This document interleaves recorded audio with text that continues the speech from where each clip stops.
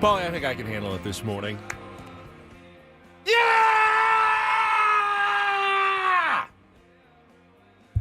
How about that? That's my best guttural scream for you because that was really cool last night. Welcome in.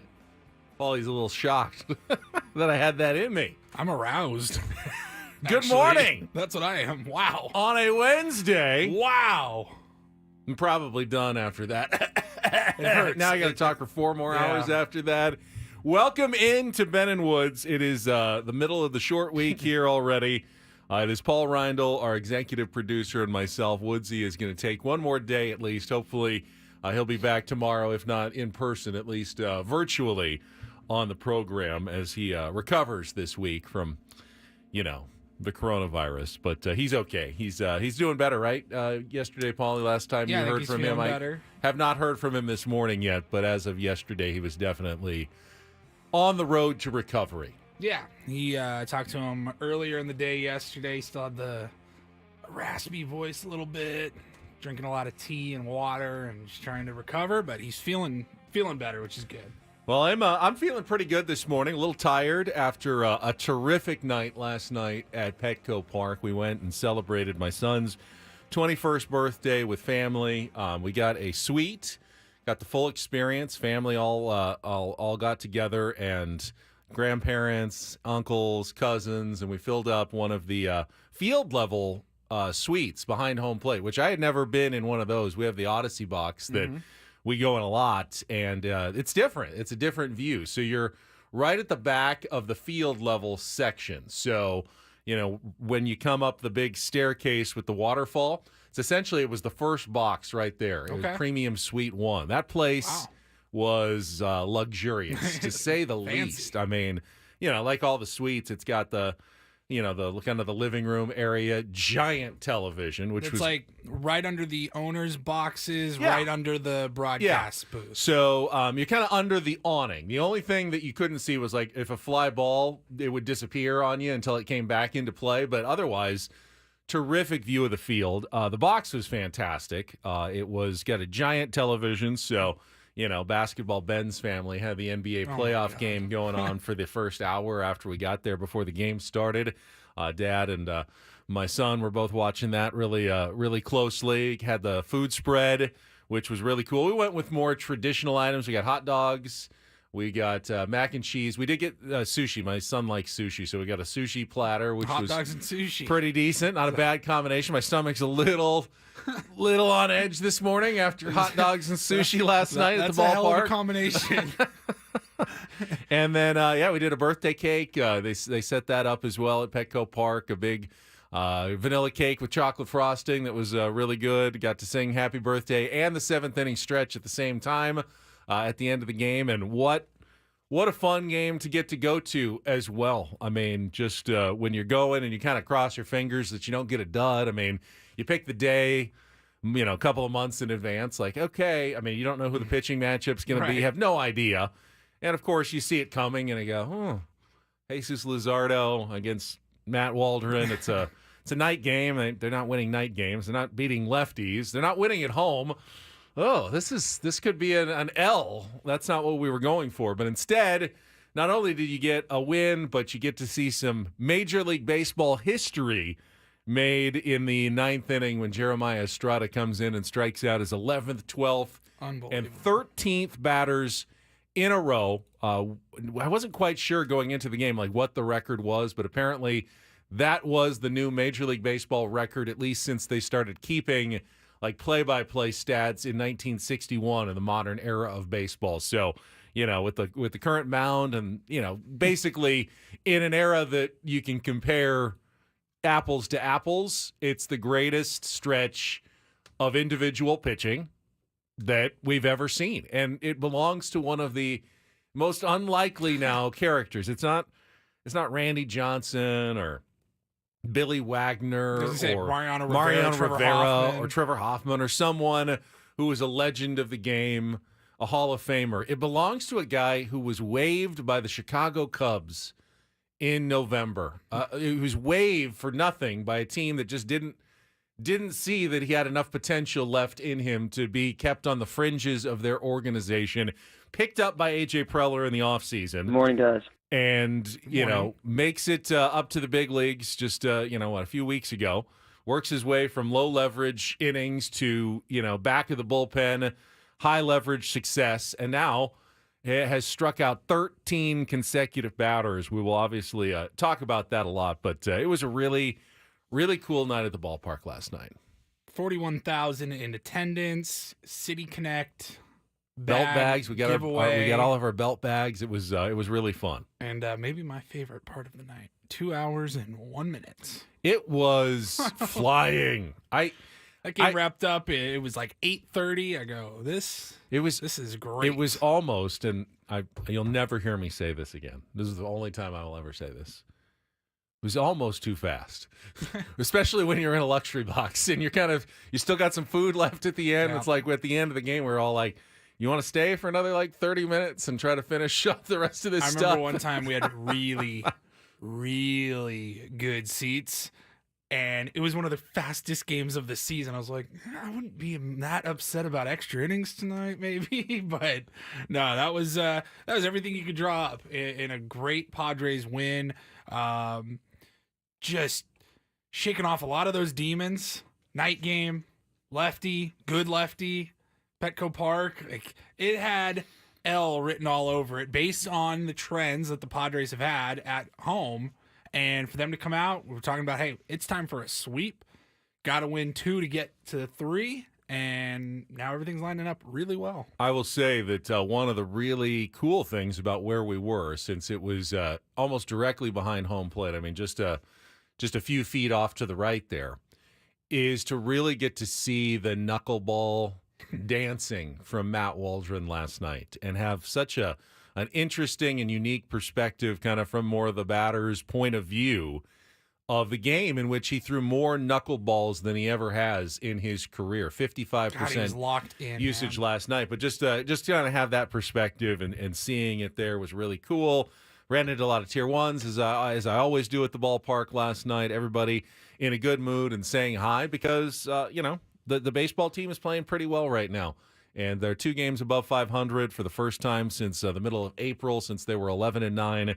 And life is good for Padres fans, at least at the moment. As we all know, that can sometimes be a temporary condition. Well, it is. It's baseball. So even the best teams will go through some struggles. The Philadelphia Phillies have come down to earth a little bit in the last few days. It happens to everybody. There are ups and downs of every baseball season, which is why I think it's so important to enjoy the ups when they happen. And last night was clearly one of the great ups and great memorable nights of the season, and just very thankful and fortunate that we got to be there and experience it in person on a significant night for our family and for my son, and we all had a really good time. He's a huge Jurickson Profar fan too. I mean, well, who isn't a huge Jurickson Profar fan? But MV Profar. He was particularly delighted that Jurickson got to be the offensive star of the game as well. So, yeah, really, really good night at the ballpark last night. Was it as confusing for you as it was for everybody watching on whether or not that was a home run?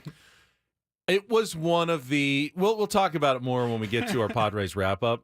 It was one of the weirder moments I've ever been. I actually haven't heard the call yet from Jesse. Oh, it's great. It's great. I heard it on the way home last night during Sammy's postgame show. But I was watching on television, and you definitely thought he caught it. He's just as confused as everybody else, I promise you. Don and Tony thought he caught it.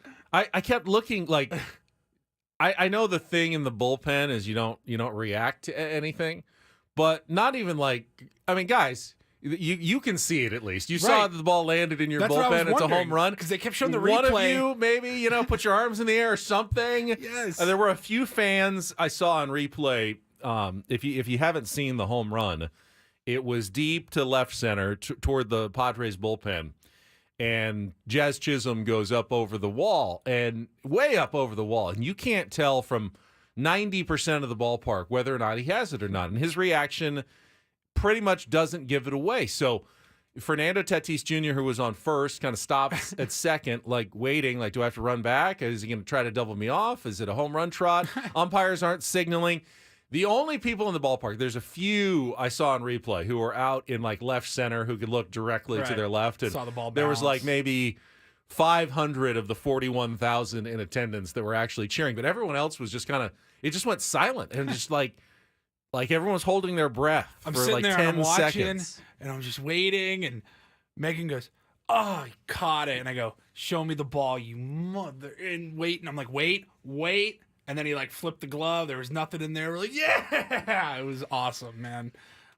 Great night for the San Diego Padres. How was your day? Day was fine. Just got a busy few days coming up. Anniversary tomorrow night. Going out to dinner, and then we are hopping on a plane on Sunday morning. So, just kind of doing the pre-vacation cleaning, laundry, packing, etc. You will have earned your vacation after this week.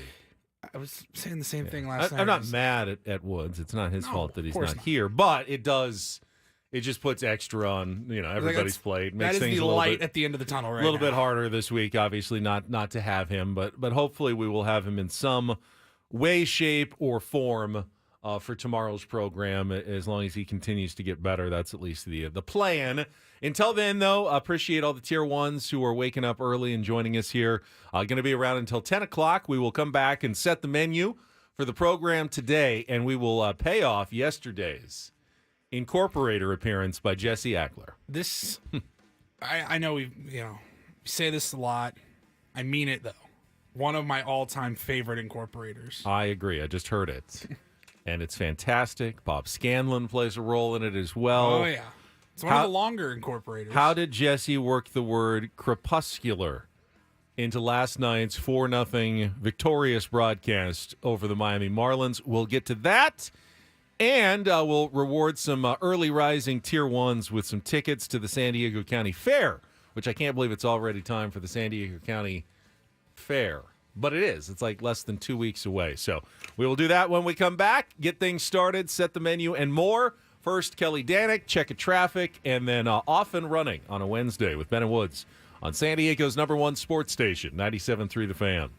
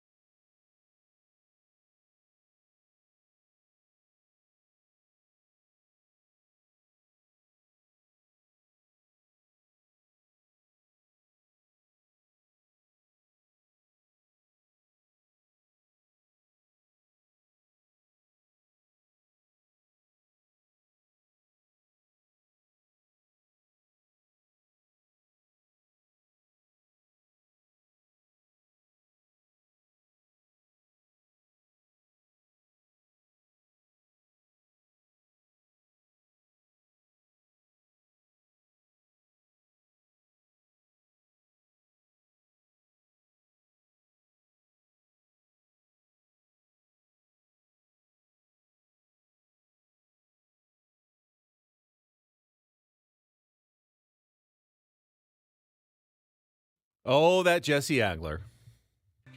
Did it again last night. He's always up to something.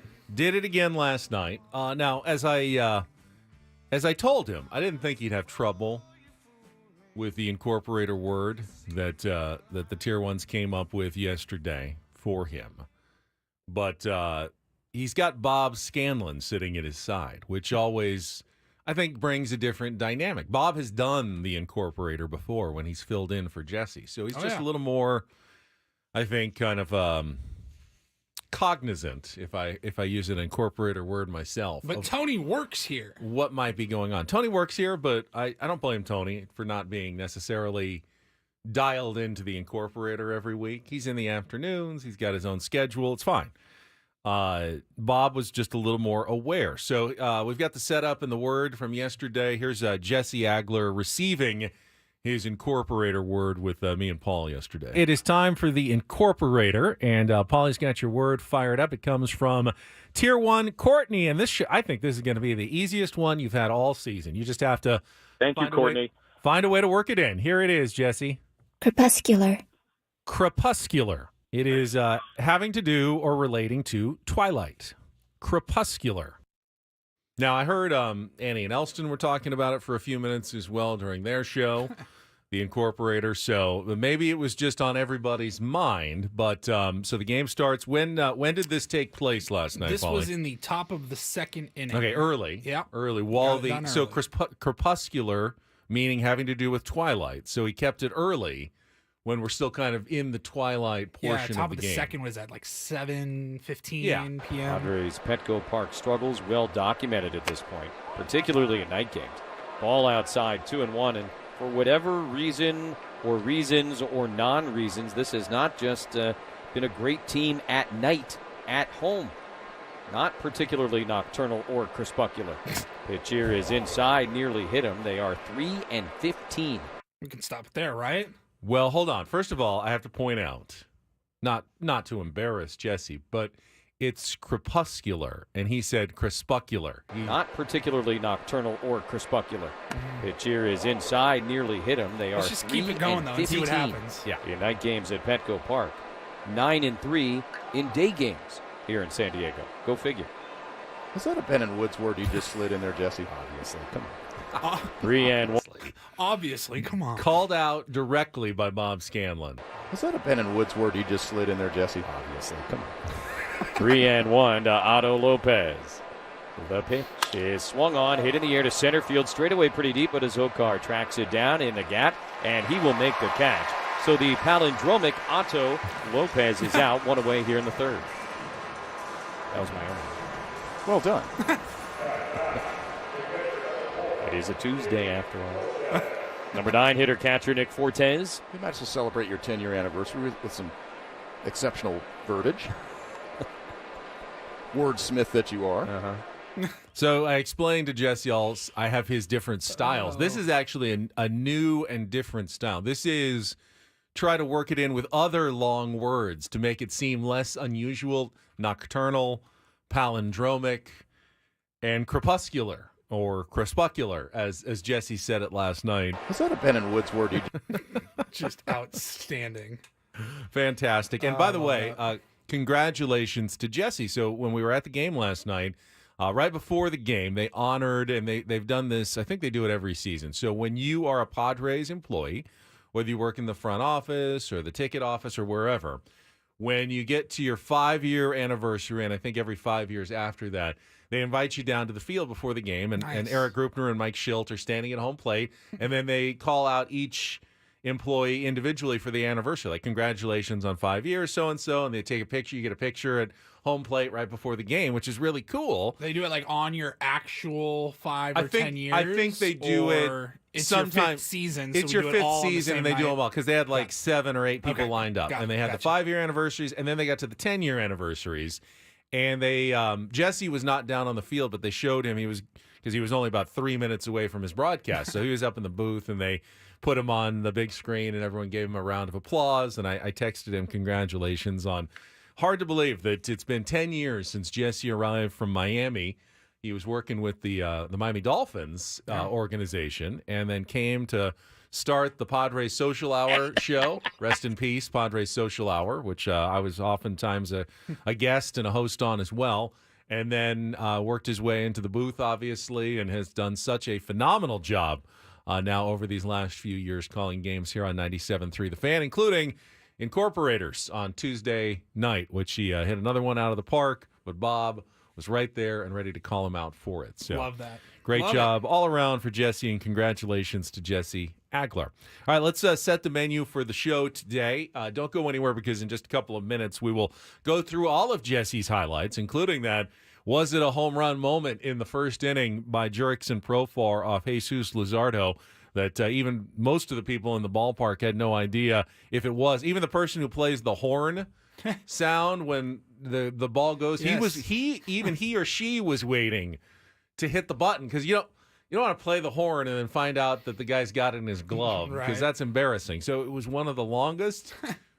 Just hold your breath. Is it out? Is it God, not it was out? bizarre. Moments. And you'll hear that call and the call of Jeremiah Estrada's ninth inning strikeouts to set a new Major League Baseball record coming up in our next segment in our Padres wrap-up. In our 7 o'clock hour, regular features, including, instead of Take on Woods today, again, no Woodsy, we'll play another game of Padres Real or Fake. Yesterday we did Jake Cronenworth. Today I've got a new member of the Padres, 7 factoids that may or may not be true, and you have to separate the real from the fake for a chance to qualify for a trip to Las Vegas.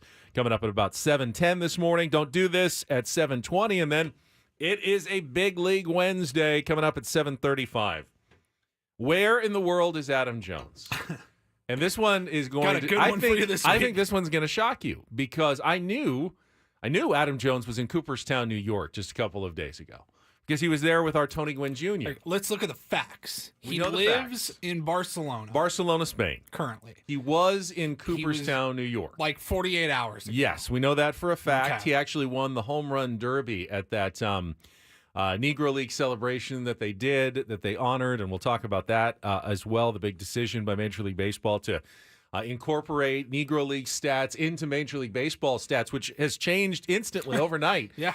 The record book, some of baseball's most hollowed records have fallen in one night just because of a change in the ruling. So we'll talk about that as well. But when you find out, apparently, where Adam Jones is today, I think you're going to be fairly shocked, because I was shocked. I go, really? Really? Yeah. Really? I had to check the time zones, figure out what time it'll be, and all that fun stuff. Yeah, so we'll talk to Adam Jones on a Big League Wednesday at 7:35. In our 8 o'clock hour, Bret Boone will join us on a Big League Wednesday as well. Love our conversations with Booney. He'll be with us at 8:35. Paulie's got his Reindl Report at 9 o'clock, and we will get you ready for the series finale. Early baseball today.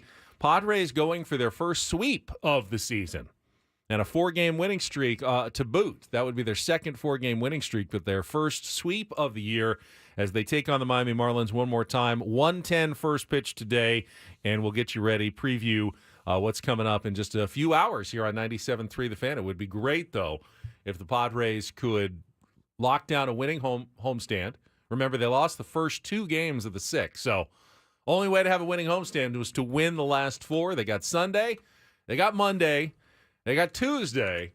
Can they get Wednesday and wrap it up with their first sweep of the season? So we will talk about that a little bit later as well. Coming up next, though, our Padres wrap-up. First, though, as I promised, the San Diego County Fair is coming up starting June 12th. That's like 2 weeks away through July 7th at the Del Mar Fairgrounds. Details are at sdfair.com, but we're giving away a 4-pack of tickets this morning. If you'd like to win them, be the 5th caller at 833-288-0973. 5th caller, 833-288-0973. Our first 4-pack of San Diego County Fair tickets up for grabs right now to the Tier 1s. Give us a call, 833-288-0973, and then we'll come back with our Padres wrap-up from last night's 4-0 win over the Miami Marlins with Ben and Paul on San Diego's #1 sports station, 97.3 The Fan.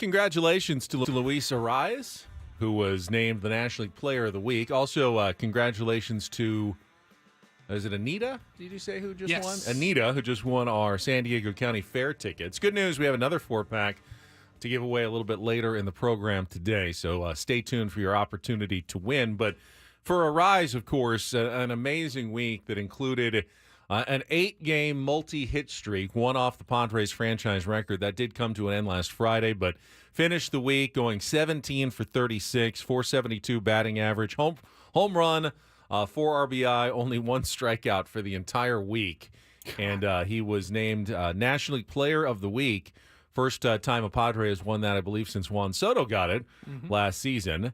And then Bobby Witt Jr. was the American League Player of the Week, which brings up a very, I would assume, rare circumstance that this weekend you will have the reigning NL and AL Players of the Week going up against each other as the Padres head to Kansas City to start their road trip on Friday with 3 games against the Royals. So it can't possibly, since it's an interleague game and you only play those teams once a year, you just have to get lucky. Like, is that the one week that you're facing that team that the 2 Players of the Week could go up against each other? But they will actually do so this weekend, barring any unfortunate health for either of them. But both of those guys on a roll right now, and we'll see them on the field together. But first, Padres will have to wrap up their homestand this afternoon against the Miami Marlins at 1:10, and they'll be going for their 4th win in a row, thanks to last night's 4-0 victory. We will wrap that up with our Padres Wrap-Up and all the highlights right after this check of traffic on 97.3 The Fan.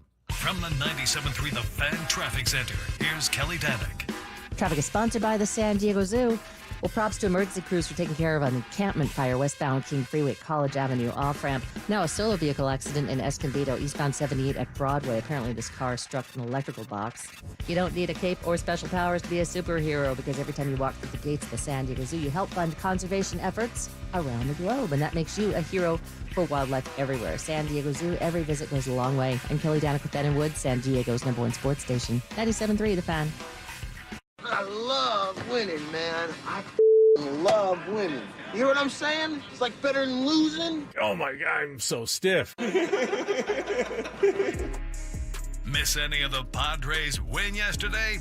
Ben and Woods didn't. What up, crew? We've got you covered with all of the highlights. I like it when the Padres win. Yeah! Yeah! It's the Padres Wrap-Up, presented by Hamul Casino. With thrilling slots and tables and all the best rewards, Hamul Casino has all the fun you're looking for. Hamul Casino, fun above all else. Yeah! Give me a do damage.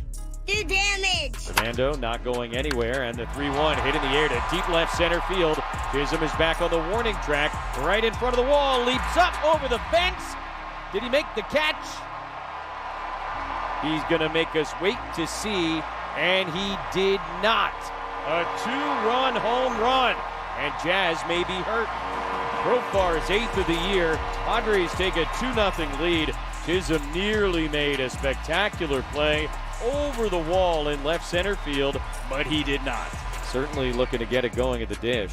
A 1 pitch, reach for it, grounded off the mound out to Kim at shortstop. Off balance throw to first is in time. Easy breezy 1-2-3 second inning for Matt Waldron. I think you nailed it. 0-2, check swing, went around, strike 3. Nasty knuckleball, Chisholm strikes out. That's number 8 for Waldron, who is through 5 shutout innings. Tatis at first, Arise at second. The 1-0 to Jurickson is chopped to the left side, beyond Berger into left field. Arise being waved on his way. Gordon's throw to the plate will not be in time. An RBI single for Jurickson Profar, and he leads the Marlins 3-0. Not really sure why. Cortez swings at the first pitch, grounds it right to Solano. Third baseman's got it. Throw to first in time. And an easy breezy 1-2-3 inning for Matt Waldron, who is through 7 for the first time in his big league career.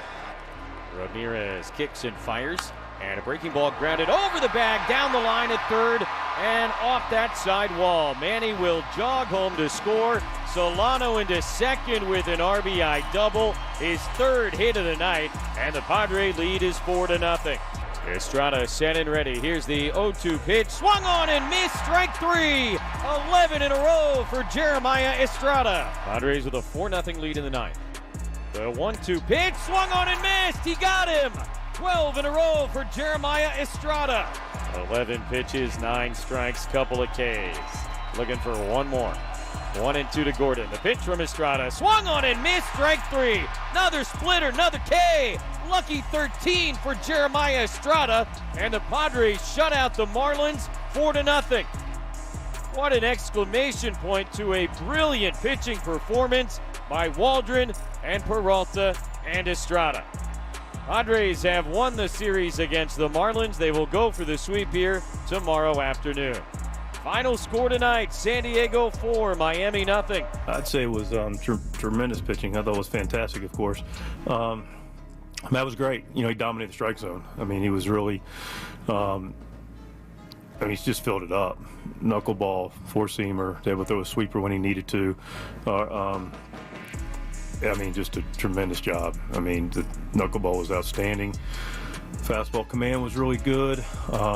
But again, he dominated the strike zone. You're looking at 85 pitches, 67 strikes. Set a career high for going through 7 innings, which is, a big hurdle for him, and did just a tremendous job. Can't say enough about the effort tonight, and made a great play in the 5th.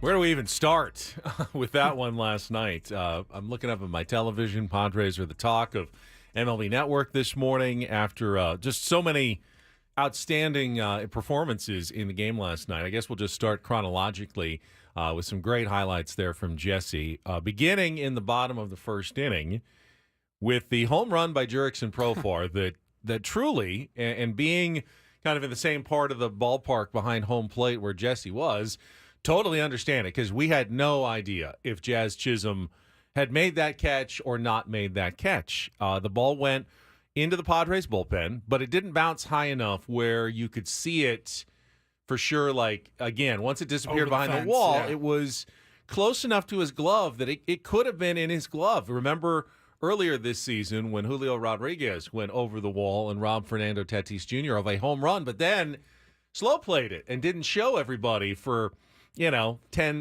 to 10 seconds, and then, oh, I got it. Sorry.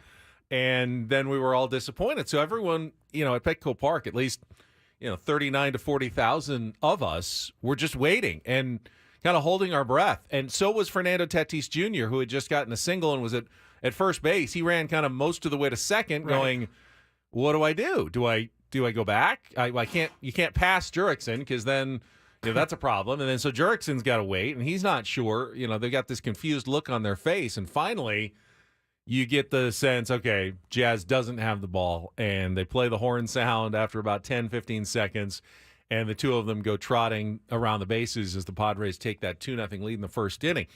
It does bring up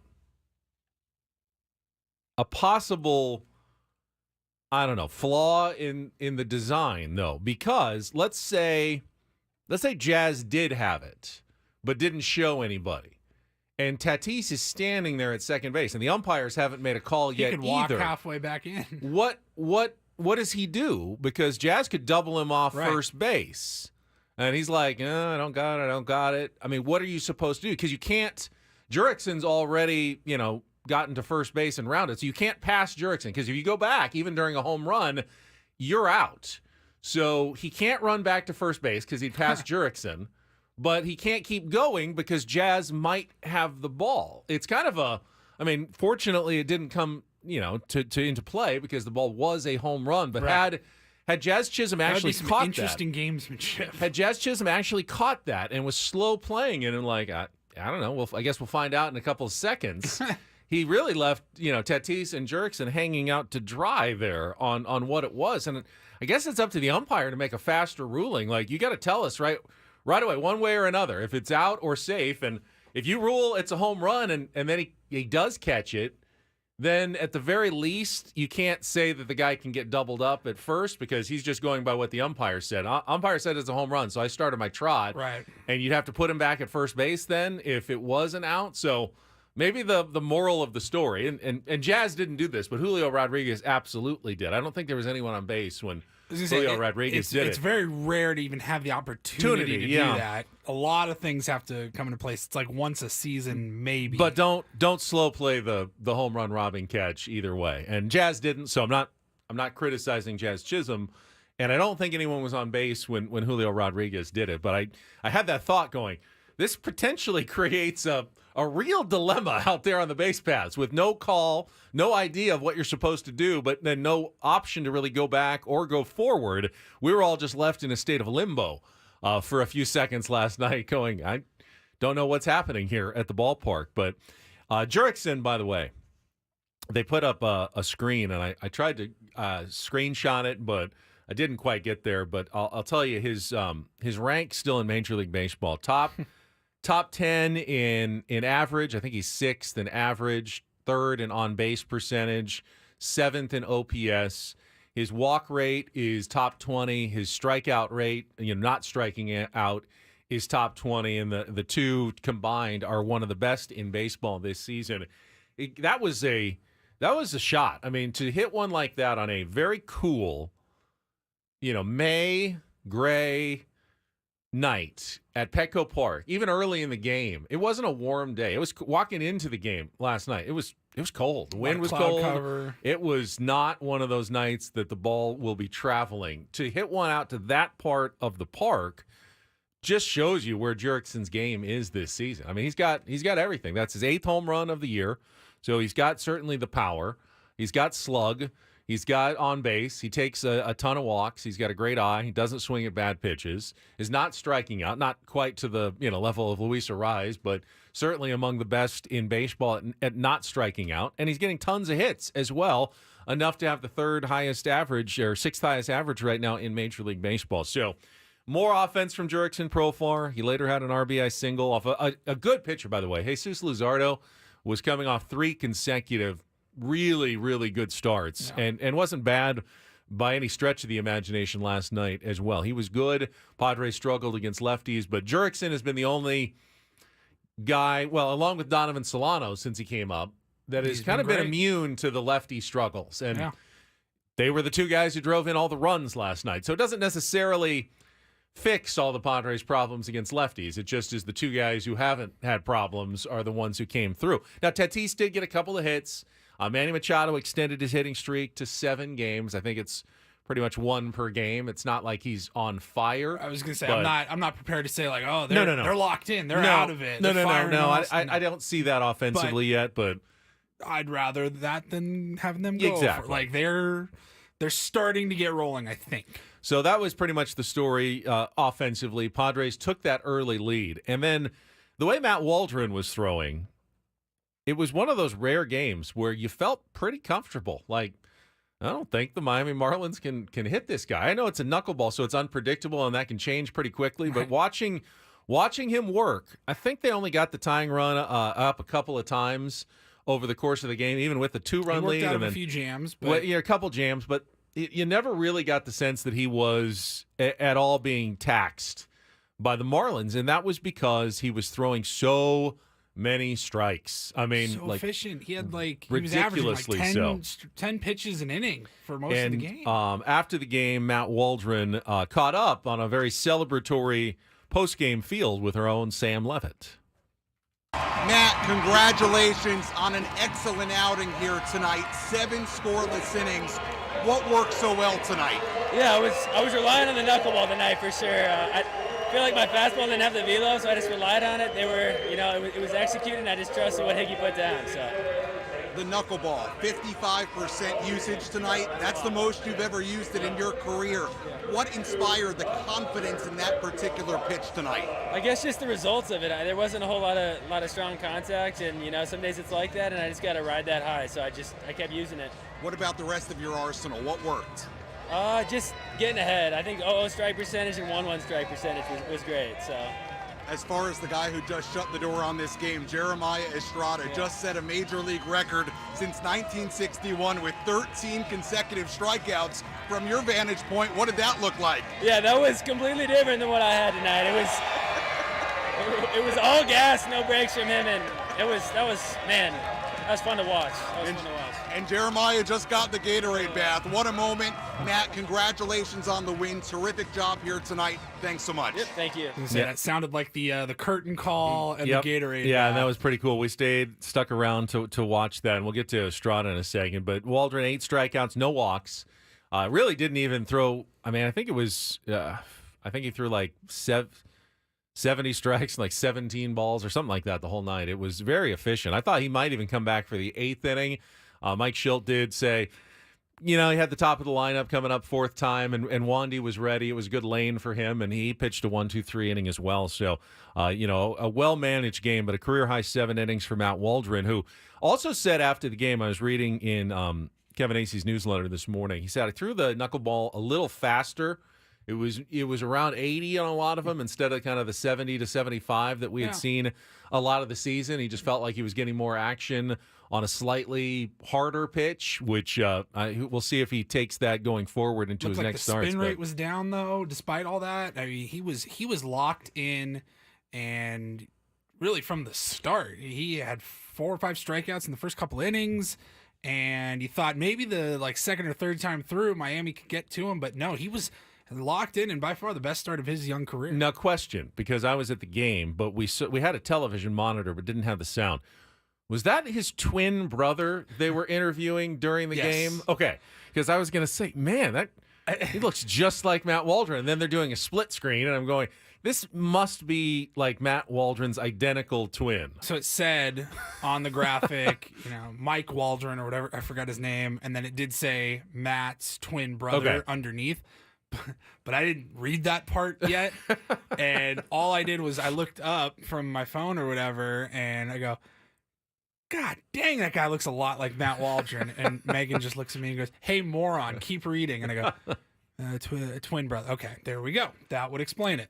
I wonder how that feels to have be a twin brother, and your twin is like a Major League Baseball player, and it's like, I guess genetically I could have done that as well what happened to you? If I had put in the work, but I guess I didn't. So good for my identical twin brother who has the exact same genetic makeup that I do, and now he's making big money as a Major League Baseball player, and I don't know what his twin brother is doing, but cheering for his brother for sure, which is really cool. But it was kind of funny to see that last night without any context of what was going on or getting to hear the interview. But Matt Waldron, he's had some clunkers. He's a 5th starter.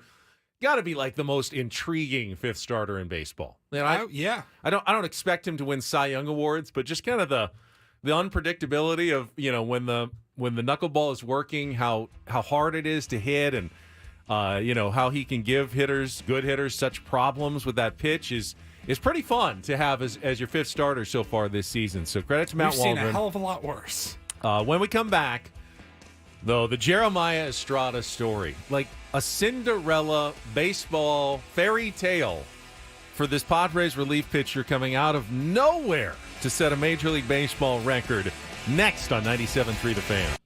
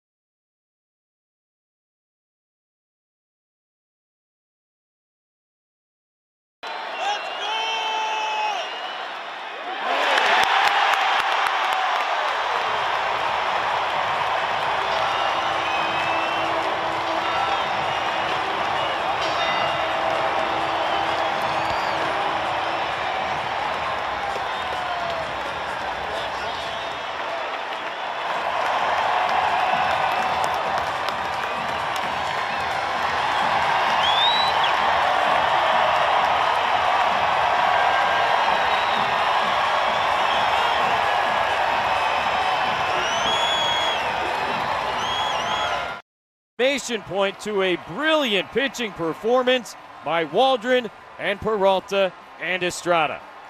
History. Baseball history at Petco Park last night. Welcome back. Hour number 2. It's Ben and Paul. Hopefully Woods will be back tomorrow here on 97.3 The Fan. This hour on 97.3 The Fan is brought to you by Tropical Smoothie Cafe. A tropical smoothie. Whoa. Sorry. Try that This one is a again. new one. All right, this hour on The Fan is brought to you by Tropical Smoothie Cafe. At Tropical Smoothie Cafe, summer is our season, and we're kicking it off with a free 12-ounce Island Punch smoothie for National Flip-Flop Day. Grab your flip-flops and head to your local cafe today, May 29th from 2 to 7 p.m. Terms and conditions apply. Well done. So Jeremiah Estrada, and I saw Jeff in the chat says he's already working on a Carne Estrada sign for the next homestand. I don't like that. I love that. I love that one. That's a great one. New nickname, Carne Estrada. Carne Estrada. That's That fantastic. may be the greatest nickname I I've love ever that. heard. That's got to be his new nickname. Kid from Trademark that now, Jeff. the Coachella Valley, born in Indio, lives in La Quinta, and just hour and 45 minutes away from Petco Park, is now taking the baseball world by storm, grabbing a record that in the modern era of baseball never happened before. And you got the sense. So I was driving to the game last night, and Chris and Scraby were kind of trying to figure out what is the actual record for most strikeouts in a row. It's not that easy to find, apparently, because they don't have the individual play-by-play over multiple starts from before 1961 to go back and find those overall records. But apparently since 1961, no one's done more than 11 in a row. A couple of guys did it a couple of years ago. I think Aaron Nola did it. A couple of other pitchers have gotten to 11. The Padres record had been Jose 9. Alvarado had it. Yeah, Jose Alvarado. Jake Peavy, the record had been 9, which Estrada broke his last appearance. So he was going into last night already with 10 consecutive strikeouts. And you did get the sense at Petco Park last night, people understood what was going on. They were excited when he came in, even though it wasn't a save situation. It was a 4-0 game in the 9th inning. They were looking for strikeouts. It was going to be a big disappointment if he got an out and it wasn't a strikeout. And, of course, you just heard the highlights of Estrada going 1-2-3 in the 9th inning to extend now and lengthen the Major League Baseball record to 13 in a row. And while that's a bit of a kind of an oddity in just terms of, hey, it's 13 straight strikeouts, what he is actually doing in terms of getting batters out is incredible. Among Major League relief pitchers right now, Jeremiah Estrada's 0.55 ERA is second in baseball. His FIP, fielding independent pitching, 1.23 is fourth in baseball.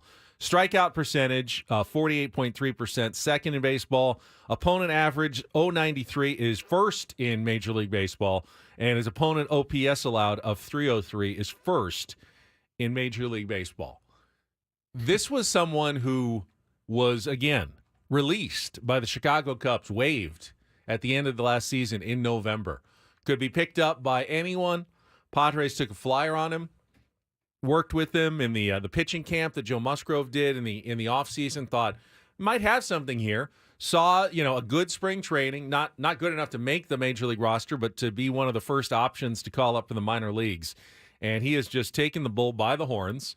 And now the Padres have one of the nastiest, if not the nastiest in baseball, 1-2 punch at the back of their bullpen in Robert Suarez and Jeremiah Estrada. No one wants to face either of these guys right now. They've both been absolutely sensational this season, and this is just an incredible story. Not one you'd expect. I think those are the best kinds of baseball stories, the ones that do come out of absolutely nowhere to just delight. And Mike Schill talked after the game a little back and forth about what Jeremiah Estrada has been doing. How do you put into context the dominance of Jeremiah Estrada? It's an expansion-era record for him to strike out 13 batters in a row. Yeah, I mean, I was just talking to JP and Craig on the way here, and I don't know what you say about that. I mean, you're talking about clearly significant historic achievement right there. And we need to celebrate it. I mean, it's like we talked the other day, his fastballs, it's an elite fastball. And then tonight he was throwing some splitters that were filthy, and just the command of his secondary pitches coupled with a special fastball in the zone. That's what you get 13 straight punch outs, and I believe they're all swinging. So that's even more impressive. So clearly, congratulations to Jeremiah. It's fantastic, and congratulations to us. He's throwing the ball well, and he's been a big part of our recent success. They were all swinging. You're not. I know you're not in the box, but why can't anyone hit him? Like we discussed, more recently about the fastball. It just has characteristics. I can't explain it. My math skills weren't great. Repeated algebra almost 3 times. But, I don't know how it works. I just know that when we acquired him, Ruben talked to me in January about him and told me about how elite his fastball was relative to just the carry on it. And then Ruben and Fritzy went to work with Jeremiah, who gets all the credit. Jeremiah gets all the credit. They partnered with him about just being consistent with being able to get it in the zone and challenge guys, and then coupled with clarity to his secondary pitches. And, give Estrada a ton of credit. Like I said, in spring training, we're starting to see it. And here we are. It's just a special pitch. Well, what does it say about the person, given that, he was placed on waivers last November. It kind of started camp. He didn't know if he had a role. And he was in the minors for a little bit. For him to kind of come through all that and be where he is now and with the attitude that he seems to have, what does it say about who he is? Yeah, all the credit to him, obviously. Listen, some guys, I don't know what happened in the previous situation, but, sometimes you get a wake-up call or, sometimes you find something I can't say as to the reasoning behind it. But, I give him a ton of credit for being able to look at himself and recognize, hey, what are areas I need to improve with the talent I have? He's blessed with a special arm and special stuff, but how do I use it and how do I get it to play at the big league level consistently, and what does that look like? And he went on that journey, and to his credit, he's at this place now, and now we continue to move forward with it. Mike Schultz talking about Jeremiah Estrada and his Major League Baseball record, 13 consecutive strikeouts. But, obviously he's got great stuff. A lot of guys, though, have great stuff. You usually don't get to the level of big league pitcher without some pretty impressive stuff. And as East County Chris pointed out in our chat, Eno loved Jeremiah Estrada's stuff when the Padres picked him up. We talked about it. Stuff plus was off the charts, but you have to be able to harness it and use it to get major league batters out. And he wasn't doing that with the Chicago Cubs. He had an ERA over 6, was not in the zone enough, and the Cubs just couldn't fix him. Padres thought they could, and or maybe it's all on Jeremiah figuring out himself. Schultz obviously give all the credit to Jeremiah. I'm going to give some of the credit to the Padres coaching staff. Ruben Diablo, though, as well, as part of the team that has gotten Jeremiah Estrada so locked in. And now I think there's a question. Does Jeremiah Estrada belong on the All-Star team? My initial thought is probably not, just because he only has 1 save and he hasn't pitched that many innings in relief. Not yet, maybe. Not but yet. It's not. We're not there yet. It's got another month to go until they name the teams. But let me give you my argument. Paulie reminds me we got our real or fake game coming up here, so we need a contestant. 833-288-0973. If you want to play our game, a chance to qualify for the trip to Las Vegas, give us a call right now, 833-288-0973. We're about 2 minutes away, so dial fast and get locked in for our game coming up. Here's the thing. He's not, God forbid, hopefully Robert Suarez stays healthy. He's not going to be getting save opportunities generally, I would say, at least in the, next month or so, other than maybe, like he did the other day if they bring in Suarez in the 8th, or Suarez has pitched 2 or 3 days in a row. So he's not going to put up gaudy save numbers. Those are usually your all-stars. But sometimes the manager for the National League team, in this case it'll be Torey Lovullo, does want to just get a guy, like, I know he can get some guys out, and I want to win this game. And he's a guy who is getting outs in the bullpen better than anybody in baseball right now. So who knows if he keeps doing this, if he might, put himself into the conversation for a spot on an all-star team later on this summer. Yeah, a couple of Padres making arguments for sure. Just a couple of weeks ago, wasn't sure we were going to have very many Well, representatives. Profar absolutely deserves to be on the team based on what he's done so far. Suarez, I think, absolutely deserves to be on the team.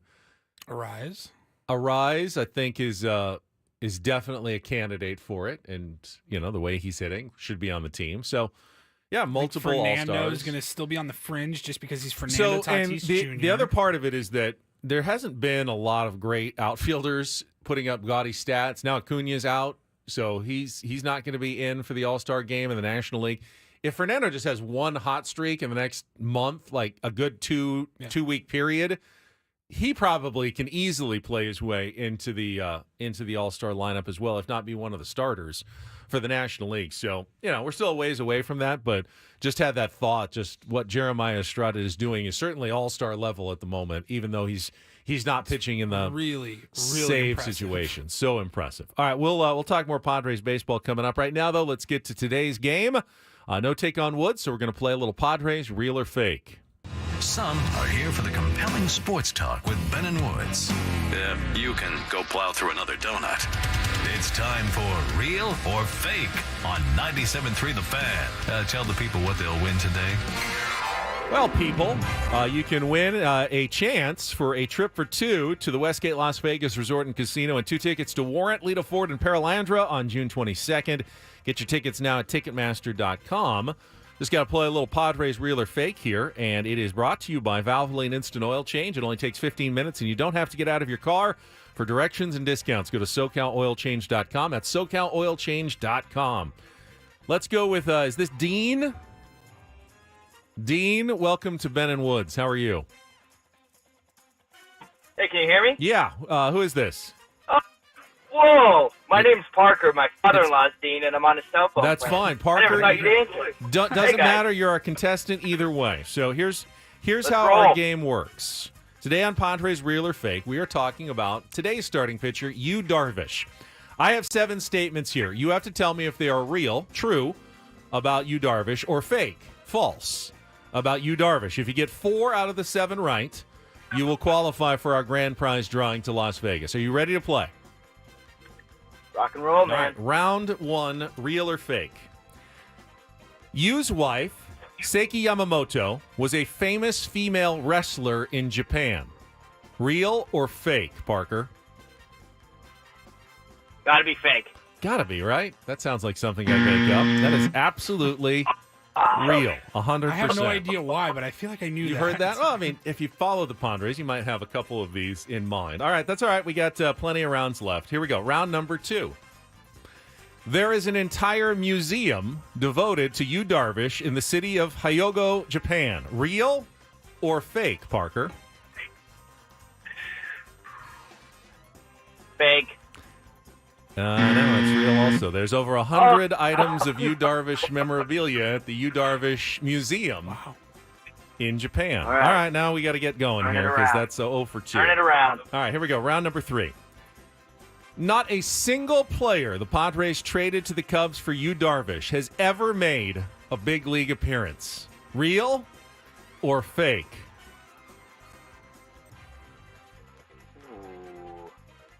Fake.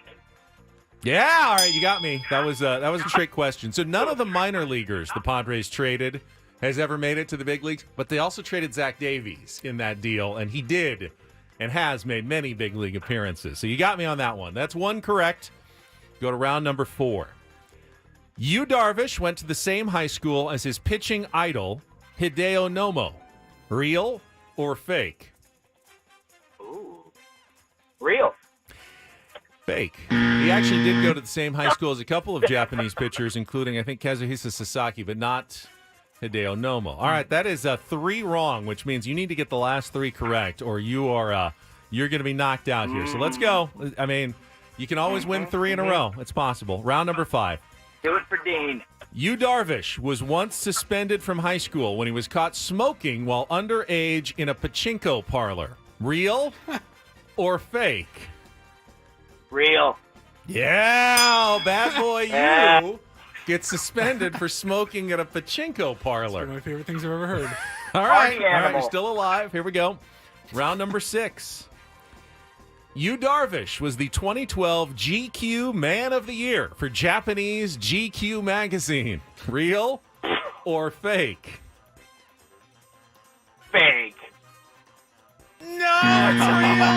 Oh, no. Sorry, Parker. And sorry for your father-in-law, Dean. Here, try the last one just for fun. Yu's mother is Japanese, but his father, named Farsad Darvish Safat, is Iranian. Real or fake? So real. That is real. That is real. But unfortunately, 3 is not quite good enough. Parker, thank you for playing today on unsuccessful, but one of the more fun games of real or fake I think we've had. That was good. I did not know a few of those tidbits about Yu Darvish. What a man of mystery that Yu Darvish really is. Tier 1. I didn't know that about his father. His father was an Iranian, a soccer player and a motocross rider from Iran, and went to, I think, University of Florida, and then married his mother, who was Japanese. But the reason why he's like Farid Yu Darvish is part of his Iranian heritage, not just Japanese heritage of Yu Darvish. So, yeah, lots of funny and interesting nuggets there about Yu Darvish, who will pitch today in the series finale against the Miami Marlins. That's outstanding. We will come back. We got a little Don't Do This coming up next, including one of the most interesting NFL offseason TMZ-style stories that turned out to be completely untrue yesterday. Yes. That was wild. We'll get to that coming up next after a check of traffic on 97.3 The Fan.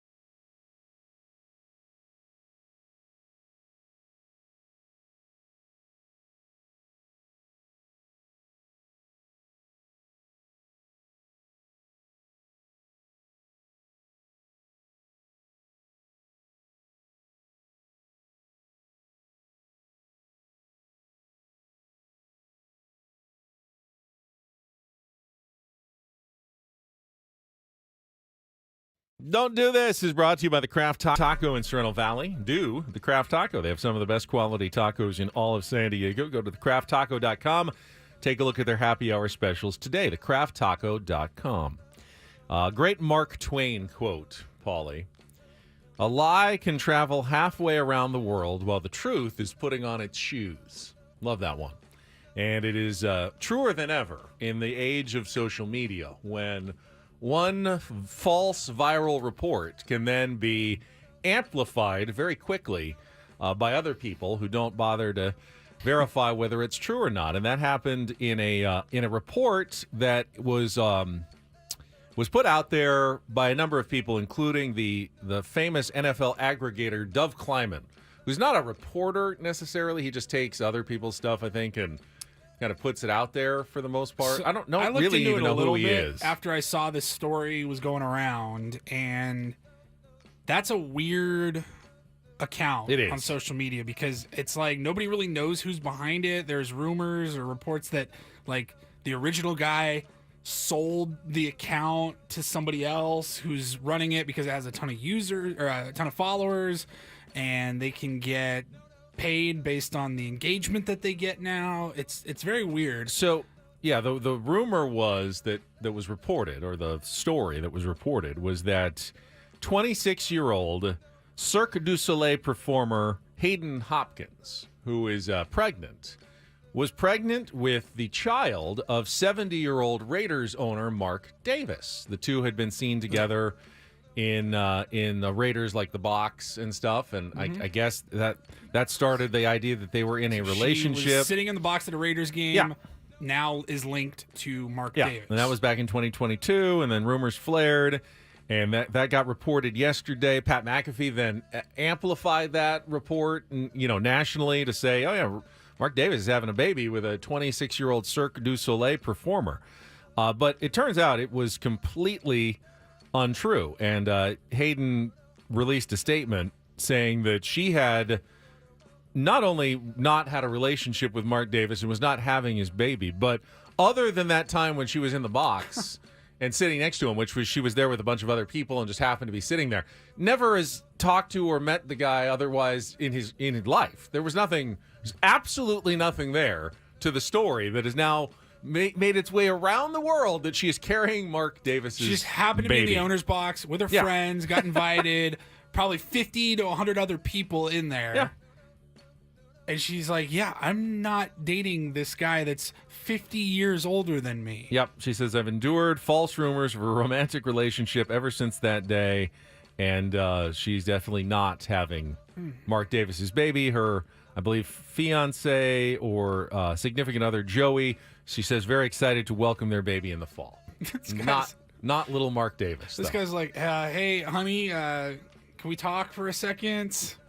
That's very weird. Luckily for her, because I'd be worried that it would get his hair if she had a baby. That would be bad if you got Mark Davis's hair. And that's one of the problems with the paid for engagement on social media now. People will just post anything. Right. There's no consequences. Whether they care if it's true or false. He doesn't care. He cares about the 12 million views that it got. Yeah, or whatever, exactly. Because he gets paid He'll for get that. paid for that. It's a problem. All right. Next up here on Don't Do This. I don't know how we missed this yesterday, but a couple of days ago, Sam Blum covers. Someone in the chat, maybe this is another false rumor, says the Joey is Joey Gallo. Is that, maybe? Are we just spreading more false rumors or not? I didn't see that. I just saw Joey. If we can get paid for that engagement, yeah, I'll spread might as that well. rumor. Let's spread that one around too. Sam Blum covers the Angels for The Athletic, I believe, and he posted the other day a new one. Miguel Sano had a small setback in his rehab, in his recovery. That'll delay him just a couple of days, so it's nothing serious. He has been out. Sano has been out since April 26th with left knee inflammation. And Sam Blum reports that he left a heating pack on his knee too long without padding and burned himself. Aye. That sounds awful. I hope he's okay. It's no Joe Musgrove running in bare Hot feet on coals. the warning track in Mexico necessarily, but not good that you're injuring yourself with what is supposed to be a therapeutic device that's making your feet supposed to make you feel better. A heat pack, not injure you further. like how we don't know how long he left it on for. Did he fall asleep? I don't know. That would be my guess. I would say at the point where you go, this is getting pretty hot, that might be too long. And I he would just think left so. it on. I don't know. Have you ever like sat in a hot tub and you go, "Oh, this is really hot," like uncomfortably so, but it must be doing some good.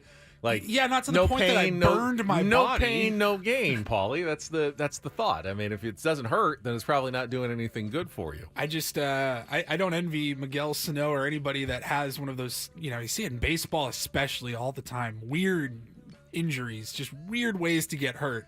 That's got to be a tough conversation with Ron Washington. Hey Skip, I know I was supposed to be back on Friday, but no, I'm gonna need another week. What'd you do? Burn myself with a heating pad? Careful out there with those heating pads. Apparently they get very hot. All right, finally a little do this. DD mega doo-doo. And I'm waiting for the backlash on this story from the people who are going to tell on themselves because they can't stand a world in which Ty Cobb isn't the greatest hitter of all time. But so yesterday, Major League Baseball made the decision, and they'd been talking about this for a while, but they are officially incorporating Negro League statistics into the Major League Baseball record book. So something that players did in the Negro Leagues now counts, either combined between the two leagues together, push them together, or just in the Negro Leagues on their own, which does change a number of all-time baseball records, including Josh Gibson, who now becomes baseball's career batting average leader at 372, surpassing Ty Cobb's 367 as the all-time leader. Also has the single-season record now at 466 for the 1943 Homestead Grays. A few other records also changing. Slugging percentage, Gibson again. OPS moves ahead of Babe Ruth in that category as well. I think for me, and we'll talk to our next guest about this as well, Adam Jones, who was at the celebration in Cooperstown over the weekend that was part of this in conjunction with the Major League Baseball announcement and the history of the Negro Leagues in baseball. Just logically in my mind, you have to realize that the quality of baseball had to be pretty much equivalent to Major League Baseball, right? I mean, I think there's a huge criticism of Major League Baseball that they weren't facing the best players because they weren't integrated. They weren't going up against all of the best competition out there. There would have been much tougher pitchers, much tougher hitters to face had they integrated before that. And to me, this seems like a very logical thing to do when they know how many phenomenal players. And it was shown when they did integrate and stars like Jackie Robinson moved over. It's not like, oh, well, now they're struggling. Right. Now that they have to face big league pitching. No, they were just as good against the white players as they had been against the black players they were facing in the Negro League. So to me, this is simply a very logical and overdue step taken by Major League Baseball to put all these records together into the history of the best baseball players that we have seen in this country, whatever they happened to call the league at the time. They were the top baseball players of the day. Yep. They just happened to be segregated into two separate leagues. Right. Just like the American and the National League, just think of that. Well, then there was a third league. American and National League players didn't play against each other other than, 7 games every year in the World Series. Yeah. You don't segregate those records. Why would you separate these as well? To me, it's very logical. I guarantee you there will be some people who go, you can't do this. You're messing with baseball history. No, you're not. I mean, Ty Cobb was still a very good baseball player, but he was not going up against the best of the best. You are fixing. You are making baseball history more accurate by doing this. It was weird to just be like, all right, so overnight, like in the blink of an eye, the record books have been rewritten. But I think it's absolutely fair and appropriate. Is it weird? A little unusual to see this? Yes. You don't see it all the time, but it's the way it should be now. I think it's the logical thing to do. Whether it's, people are going to say, oh, you're trying to be political, you're trying to be, woke or something. I just think it makes sense, which is why I'm in favor of it. And that's don't and do this for a Wednesday. That was Don't Do This with Ben and Woods on 97.3 The Fan. All right, when we come back, Adam Jones, who was in Cooperstown, I'm sure will have some thoughts on this.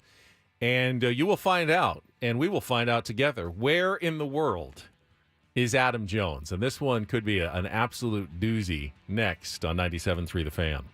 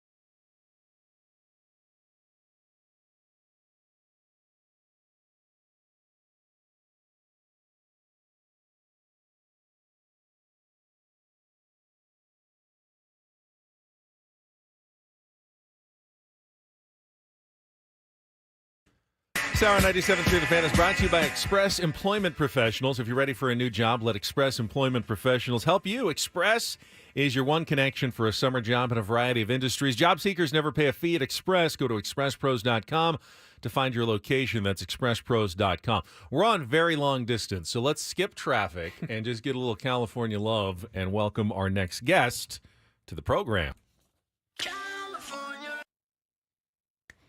All right, it's time for Adam Jones, and I know he was in Cooperstown, so I thought this was going to be a really cool where in the world is Adam Jones, but he is not. It's still cool. In Cooperstown, New York. That would be really cool. He's somewhere else. So Adam, let everybody know where you are joining us from today. You skip traffic. Don't worry. There's plenty of it where I'm at.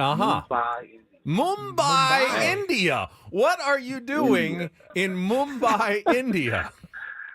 So I'm judging a competition through MLB. Some cricket players that from 100 all the way down to 10 that are going to try and hit home runs, like a home run hitting competition, and they win a good sum of money that I heard is like really good out here. So I ain't gonna disclose that so nobody find them and try and gack them. But you know what I mean. But it's super cool. Like, but our travel schedule. I'm saying, listen to this. So we left New York Monday at 5 o'clock, landed at 7 p.m. in Barcelona, and had a 4 or 5 hour layover. We dropped our kids off. We're not bad parents. We have nannies and mother-in-law, so don't say that. And then we and my wife had a 1:30 flight to Istanbul, 8:10 to Mumbai. Got in at 4 o'clock. We took like a 4-hour nap and then went to the spa for 3 hours. Yeah, all right. Yeah, and my wife said she heard me snoring from the other room. I guess I was relaxed. And now I'm on the baseball field. I'm at the soccer field in Mumbai City. We just filmed, or I got the relay of what we're doing tomorrow. And man, I need some chicken tikka marsala and a kingfisher. Is this like a $1 million arm type thing with Major League Baseball? Not a million. I wouldn't say $1 million arm in terms of no one here is going to have an opportunity to really go to America. I just think it's just a competition to international, and they bring in well-known cricket players. So they got two superstar baseball player and cricket player together to you know what I mean. So just got some absolute studs to try and grow the game. But no, it's cool. I think it's more or less of people getting in the competition, but also there's a couple guys here that do play college baseball, and I'm just asking them questions. One guy plays 60 different teams, I guess, they're in the league that he's in. That's a massive league. But again, there's 23 million people here, so or 1.5 billion if you're really talking. So there's a big league here, and again, to be able to be a part of the grassroots of this, and we're trying to, I guess the ultimate goal is to start at Little League, and that's where you really grow. That's how you sustain baseball, starting at Little League. Now, have you picked up a cricket bat and tried to hit off of one of their bowlers, I think they're called, off the bounce and keep it from hitting the wicket yet? I have not, but I just learned the rules of it, and I'm looking at one right now, and I got to hold it. I mean, geez, this thing's a piece of timber. And we were talking about, like, why does a baseball go further than a cricket ball? And I just, the cricket ball weighs a lot more than a baseball, so obviously that's why our bats couldn't hit that ball. Our bats would shatter because of how heavy it is. But, I mean, this thing that's an absolute piece of timber. You can harm somebody with that thing. It does look like what somebody would use, like, back in medieval time just to have on them. That was the old school shank. I feel like Luis Ariz, given a little training, would be great at cricket. The way he can just control where he wants to send everything. That's what cricket's all about. It's deflecting it into different areas where there's no fielders. He does that in baseball. Like the only guy right now who just looks at the field and goes, all right, I want to hit this one to center. I want to hit this one to left. And he does that like cricket players do. All day. It's really weird how he's just able to really, he says that I'm able to place this ball, but he works on doing that. If you work on doing something, probably can be really good at it again. Still need hand-eye coordination. You sacrifice power for it, but I mean, who cares? That's why I say with his numbers with men in scoring position, and he gets hits. And I just seen there was a stat where it was the first time he struck out in like 290 games, or was it 205 games? I think it's the last time he struck out with men in scoring position and 2 outs. Crazy. That happens like 9 times a game. You know what I mean? He ain't did that in years. So it's his attention to detail and the contact. Like, that is invaluable. That plays in the big games. Achilles heels of teams in the big games is striking out because nothing can happen by not putting the ball in play. But a guy that you can count on to put the ball in play at least. And again, find big hits. But putting the ball in play and making contact, that always has an opportunity to make something happen. We're talking to Adam Jones. He's in Mumbai, India, but he was in Cooperstown, New York over the weekend. So was our Tony Gwynn Jr., who hit a home run during the game that they played at Doubleday Field. But you, I understand, won the home run derby that went with the event. So tell us about what you were there for and what the experience was like this past weekend in Cooperstown. I mean, I've been trying to figure out the words. People have been, asking me that. Magical.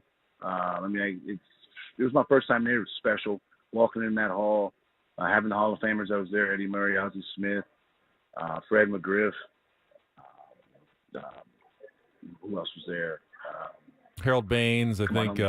Baines, no, the mustache. Come on, don't draw a blank. That's that guy name. Not Raleigh Fingers? No. His group was catching us because we weren't playing that fast on the golf. I mean, getting a golf on this course that only the Hall of Famers get to golf on. What? Are you kidding me?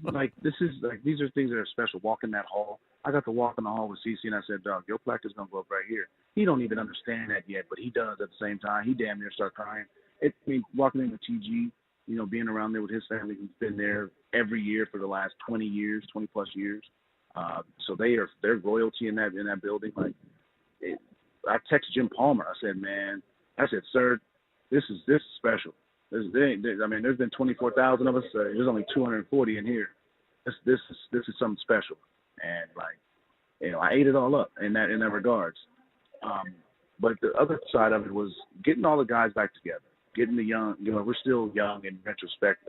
Trust me, this should have been sponsored by Ben Gay, all the Tiger Balm, all them damn things. We were out.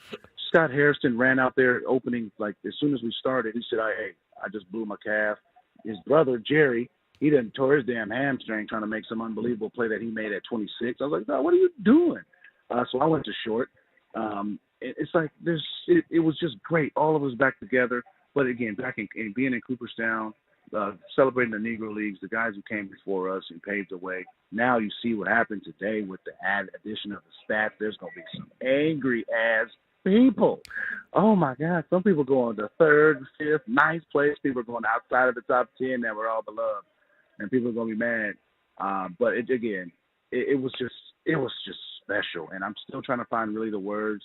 There's images and pictures, and we have a video coming out with MLB on June 2nd that I think will capture what really happened, and it was just special. And ultimately, we were there to unveil the exhibit of Hank Aaron and how much Hank Aaron has really meant in being a pioneer for not just the Negro Leagues, but for baseball in general, and his generosity, time given to baseball and the Braves organization. And it's, again, just having his wife there and Dave Winfield. The list goes on and on. Adam, I just made the argument about the incorporation of the Negro League stats that I don't think it's woke. I think it's logical because if you look at all the available evidence back then, you had the National League, you had the American League. They never played each other either because only in the World Series. And you had the Negro Leagues. And the quality of baseball was likely very comparable all across the board. Once the leagues were integrated, the players were just as good in Major League Baseball. So my argument is this is fixing and making baseball history more accurate. This isn't a political statement. This is just a smart thing that baseball should have done long ago. Well, I see both arguments of it. My thing is that you should have just let them play with you. Well, yeah, obviously. If you got the, but that would have just made it easier. But there's all-star games in games that they played against each other where the Negro League stars would play the MLB stars and will get waxed. The MLB stars would just get waxed. And you're talking about the greatest of all time in the 20s and 30s. So, again, some of the best players and with the best numbers in history, as you look up, are African Americans. So it's just, again, it's part of the game. It's part of our history. But also to that, I see the other side. That's why we've been talking about enshrining people into the Negro League Hall of Fame. Again, it's impossible to make the Major League Hall of Fame. We all know that. But the Negro League Hall of Fame, we can honor our very good black players. I would say very good, like very good players in MLB eyes, but the greats to our community. And you know what? Again, with Cooperstown, the availability is not big, but with the Negro Leagues, I think we have so much evidence now and so much, I think, information that's just come forward and coming to light, and we're digging more. We got more resources to where, we have so much stuff to where we can each year honor the Negro Leagues. And again, Cooperstown has its, and the Negro League can have its. Again, collectively, that's how we make it go. That's how we always do. But again, there's nothing wrong with celebrating somebody else. And that's the thing is, someone's going to say, oh, my favorite player, or maybe it's somebody's great-grandfather or something like that maybe has moved out the top 10 and, not moved up the top 10 in a way that, a player active in their MLB eyes moved them out the top 10. But now today seeing like, oh, I never heard of this guy, but he moved my great-great-uncle's nephew out the top 10. And, yeah, that's how some people's going to have the argument. I think at the very least, though, it's going to bring a little more much-deserved attention to the greatness that was Josh Gibson in those days. And now that he takes over as the all-time batting leader in baseball history and some of the other categories, he truly was a spectacular talent from everything I've read about him. Well, here's the thing to that. Are people happier that it's not Barry Bonds then? Like in that way, like people's like, man, Barry didn't do it. Are people happy that it's not Bonds? And that's how I would look at it then. You know what I mean? But Ruth is now 3. That makes people cringe, because I'm sure it does when they see him as 2. Finally, and Dan wanted to know this because we didn't see video. All we saw was video of Tony Gwynn Jr. like rounding third and crossing home plate. But they are telling us he actually hit a home run during this game that they played over the weekend in Cooperstown. Can you confirm that Tony Gwynn Jr. hit a home run? I can confirm it. I was in the hole watching him, and I'm like, here's my thing is I was like, dude, your career, you just want to go try to be your damn daddy and go to the 5.5 hole. You should have been just trying to pull. What are you talking about? Go pull the ball, man. And but no, man, again, it was great to see him out there. Great to see everybody. I mean, I ain't played catch with we call him Little Tony, but I ain't got to play catch with TG. It's been what? It's been almost, been about 8-9 years.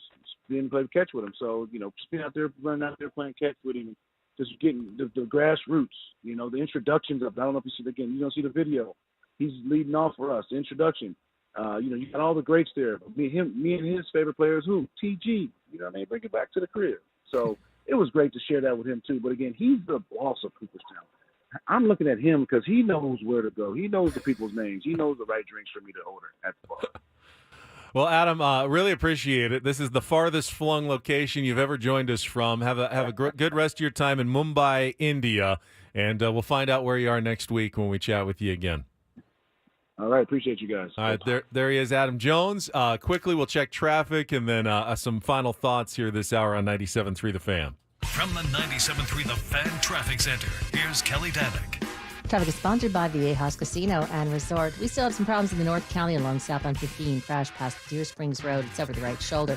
Further down, got a stalled vehicle right before Camino del Norte. It's over the right shoulder of the HOV lane. The daily jackpots at Viejas Casino and Resort are on fire. Players have hit huge wins with bets as low as 50 cents. Check out their jackpot winning smiles on the Viejas Facebook page. Want to join them? Who knows? The next jackpot winner could be you. Viejas Casino and Resort. And Kelly Danick with Ben and Wood, San Diego's #1 sports station, 97.3 The Fan. I'm sad to see some hate in the chat about the statistics, and I certainly understand that people are going to disagree about that. And you'll never be able to know for sure exactly, how to compare the two leagues. However, they, as Adam Jones said, they should have been playing together at the time. There was no reason that they should have been keeping black players out of Major League Baseball. And to me, the logic is you didn't even have National League and American League players playing against each other. This simply was an equal third league that was going at the same time. And why not incorporate those statistics? And I don't see it as political. I really don't. People are saying, don't make it political. I don't think it is. I think this is the logical thing. And people say, well, what about Japanese leagues? It's not the same. No one's ever thought that those are on the same level. College, high school, they're not. But this was a top professional league in America that was competing at the same time, and should have been competing together. Those are my thoughts. If you've got more, we'll continue next here on 97.3 The Fan.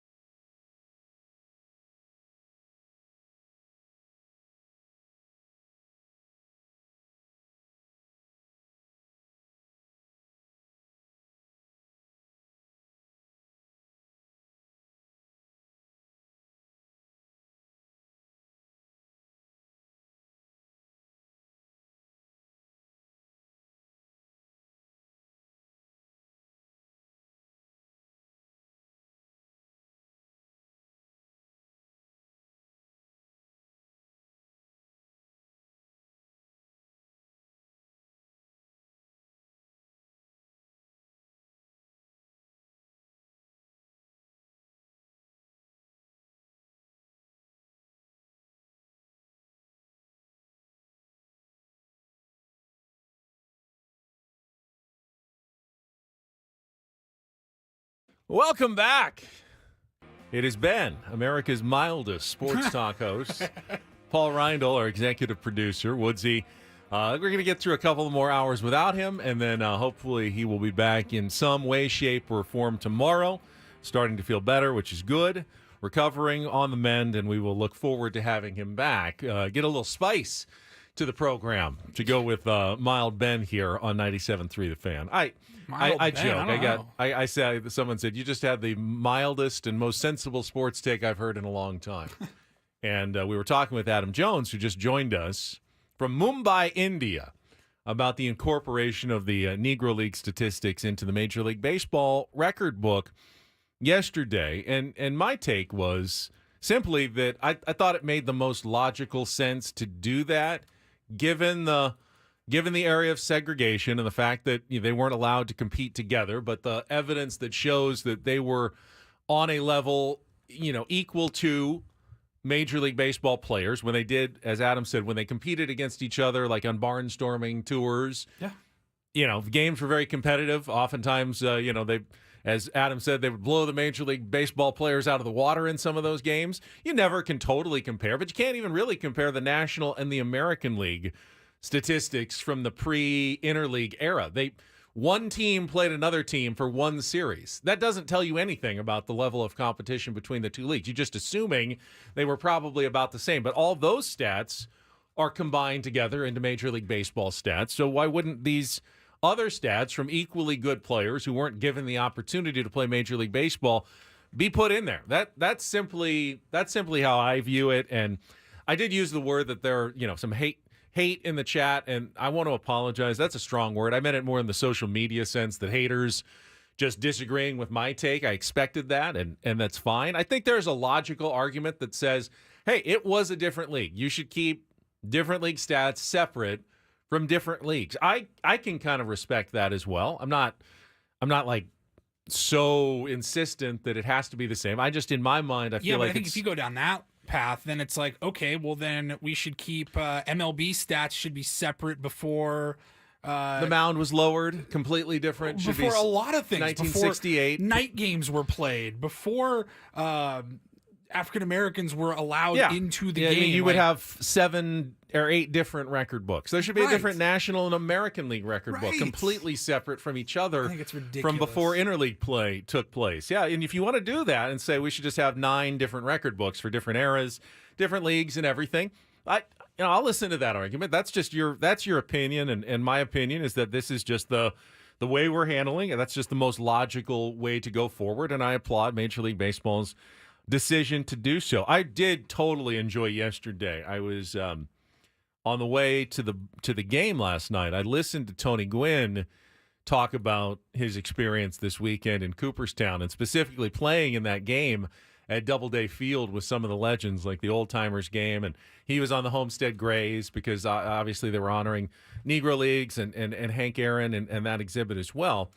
And he was talking about the same thing that Adam Jones said, that it was kind of the Ben Gay didn't feel. He said, I was worried because they didn't tell us, like, are the pitchers going to be throwing hard, not hard? And he said, I got up there and they were not letting us hit it. They weren't throwing 100. They were still getting up to around 80, he thought. And there was some, he said, like a slider, I had no chance to hit any spin. And he struck out in his first at bat. But he said, I saw the ball well, though. So when I came up for my second at bat, and I forget who the pitcher was, he said, I'm just looking for fastball first pitch and try to swing at it. And that's the one that he took out of the park and pulled for the home run. He said, didn't even feel it off my bat. Didn't know if it was going to go out, but didn't really want to sprint 100% because he didn't want to hurt himself. So I'm like going like 70% down the line, and I hear the crowd cheering, and I know, I got that one. It actually was a home run. And then he says, I'm going into my home run trot, but I don't have one because I only hit like 6 home runs in my Major League Baseball career. It's been a really long time. So I really enjoyed hearing Tony Gwynn's take and now Adam Jones's take on what took place over the weekend in Cooperstown, New York. Very cool. That was fun. Looked like a ton of fun all weekend long. And then India. I mean, that was totally out of the blue this morning, unexpected, where Adam Jones is judging a cricket home run derby competition. I think they call it the home runs like a 6 in cricket if you get it over the boundary, any of the directions. So cricket's a 360-degree game. Imagine like if in baseball, if home plate was at the center of the field and you get a home run behind you, like a long foul ball is great in cricket. If you can hit it backwards, because they don't usually have as many defenders there, you can just deflect it behind you, and that's in play, and that's you go. But like in cricket, you only get one out. So once you make your out, you're done for the whole like game, and you got to stay up as long as possible without making that one out. And just try to keep going. It's a wild sport, to be sure. And it was very cool to hear that Adam Jones is in India right now. He sent me a very short video of what it looks like the cricket out there. pitch. The cricket pitch in Mumbai. That would be awesome. I've never put India on my like bucket list of places I definitely would go see, but hey, if I had the opportunity like Adam to go and see something like that, I'd take it in a heartbeat. Oh yeah, very interesting. Yes. Very interesting. I know Woods is not a fan of Indian cuisine, but I like Indian food. So, I don't know. I think I'd enjoy it. Very spicy. I hear it can get very spicy there, though. I would imagine. I think if Woods was out there in Mumbai, it probably hits a little bit different. I would think so. I mean, the best version. You're always going to get the best version of it, I think, when you're going to the authentic source. So, very fascinating stuff from Adam Jones. We're, of course, talking Padres baseball this morning after last night's just a memorable night at the ball yard. And all morning long, we've had MLB Network on one of the TVs here in the studio, and it's just been Padres highlight and story and conversation after another. It's been all Jeremiah Estrada this morning.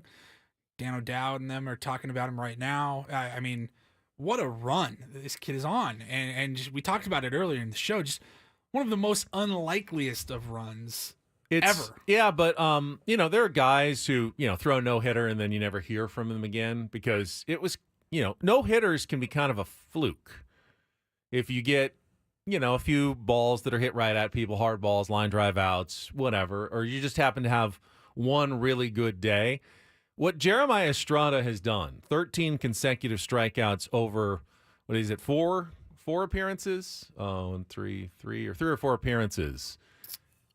And, 5 in one game. All of them, he had 5 in one game. I think that was to start it, wasn't it? Against the Yankees? I think that was the second one. Okay. He had one. He was in against the Reds in the previous series as well. But the consistency we've seen over the past week, obviously he's not going to strike out every batter forever, but he's certainly showing the ability to do it against different lineups. The fact that they were all swinging, that, getting swing and miss is not easy for a Major League Baseball pitcher. The top pitchers in baseball are the ones who get the most swing and miss. And right now, Jeremiah Estrada is getting a ton of swing and miss because his stuff is legitimately, it's real. It's real, it's nasty, it's hard to hit.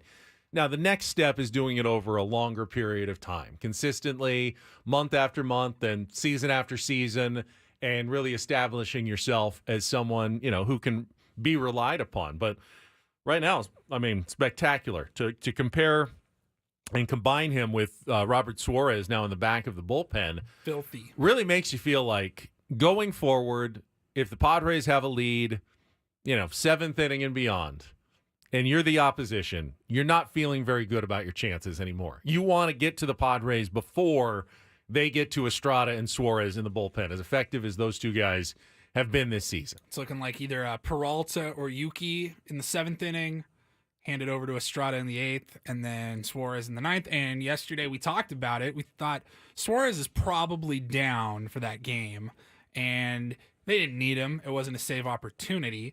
But I'm not sure that even if it was a save opportunity, he was coming in. I think that was Estrada all the way yesterday, and he looked so good. So you have your 8th inning guy that can absolutely step in and dominate in a closer role if needed.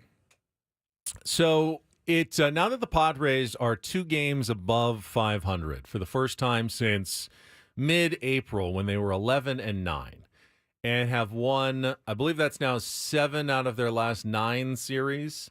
After they did drop 2 or 3 to the Yankees, but they have won a lot of series lately and have played good baseball. Now over a solid month that they've played above 500 good baseball. I want to bring back something that Mike Schultz said earlier this week, and that is after the Padres. I think it was after Monday's game. Yes. When the Padres just won against the Marlins because of the errors by Tim Anderson. And he said, good teams take advantage of the opportunities. Here's what Mike Schultz had to say. You mentioned taking advantage of the opportunities in that seventh inning. It's the second straight day you've kind of been presented those opportunities, and you have taken advantage of them. What does that kind of say about this group? What does it say about a team in general? Yeah, I mean, it's cliche, but good teams do take advantage of opportunities, and we're a good team, and we took advantage of opportunities. And, like I said, we had some good at-bats lined out, so maybe it worked out for us on another way. But, just taking advantage of what the game gives us. We are a good team. Just said it as a fact. That's Mike Schultz's opinion, but he said it as though it's just a known fact. We are a good team. Maybe the record isn't the best in baseball. We're a good team. We're a good team. So my question out there, and if you want to join us here over the next half hour, we got Bret Boone at the bottom of the hour, but if you want to call us, 833-288-0973. Do you agree with Mike Schultz that the Padres are a good team? And if you don't, then where do you feel like they need to improve to get to the level of being a good team in Major League Baseball? And if you want to throw in a third thing, what is a good team in Major League Baseball? Is it simply a certain number of games above 500? Do you have to be in first place? Do you have to be in position to make the playoffs? What do you consider to be a good team now in Major League Baseball? We talked about it last week. Are they a good team that plays bad? Are they a bad team that plays well at times? I think we live so day to day with the team that it's a little bit tough. You kind of have to take a step back and really look at things, because it certainly feels like they're a good team and a competitive team, but then the record is what the record is. Yeah, competitive that's not good. Competitive is competitive, which is fine, but I think that's short of good. I'm okay with them being competitive, because the majority of the games that they lose, it feels like they're not even competitive in them. To me, I think they're better than a mediocre team. Yes. Mediocre is a loaded word. It implies, I know middle of the road, but it also implies like not that special or right. In baseball, you would say 500 or average. Yeah. Mediocre is kind of I'd rather be competitive than mediocre, I think. It just has a better connotation. RJJ in the chat says, good, yes. Great? No. I'd push back. If Mike Schultz said, great teams take advantage of opportunities given by their opponents, and we're a great team, I would push back on that. Yeah. But I think I can accept Mike Schultz's axiom right now that the Padres are a good team. What do you think? 833-288-0973. We're going to get some of your phone calls and your opinions on what makes a team good and whether the Padres fit that bill, coming up next after a check of traffic here on 97.3 The Fan.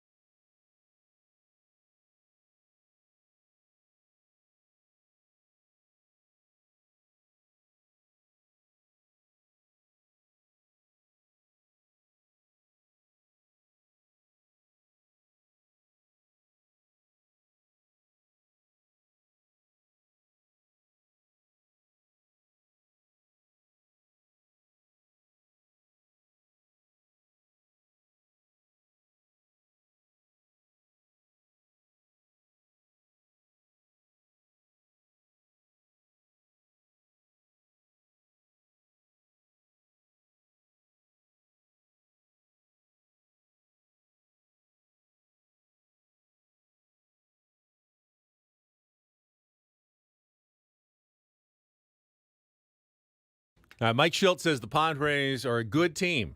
Just takes it pretty much as a granted fact. And the question out there is, all right, what makes a good team? And are the Padres, in your opinion, a good team here? The phone lines are open, 833-288-0973. Let's go to Steve and Encinitas. You're on with Ben and Woods on 97.3 The Fan. Steve, good morning. Oh, hey, good morning. I just climbed out of my ayahuasca cave, and I'm feeling so much better. First time, Hi, long Woods. time. Hey, how are you? You sound better. My boys. Good to hear my your boys, voice. My boys. It's good to hear yours too, man. I feel much better. I know I don't sound all that great, but I feel much better.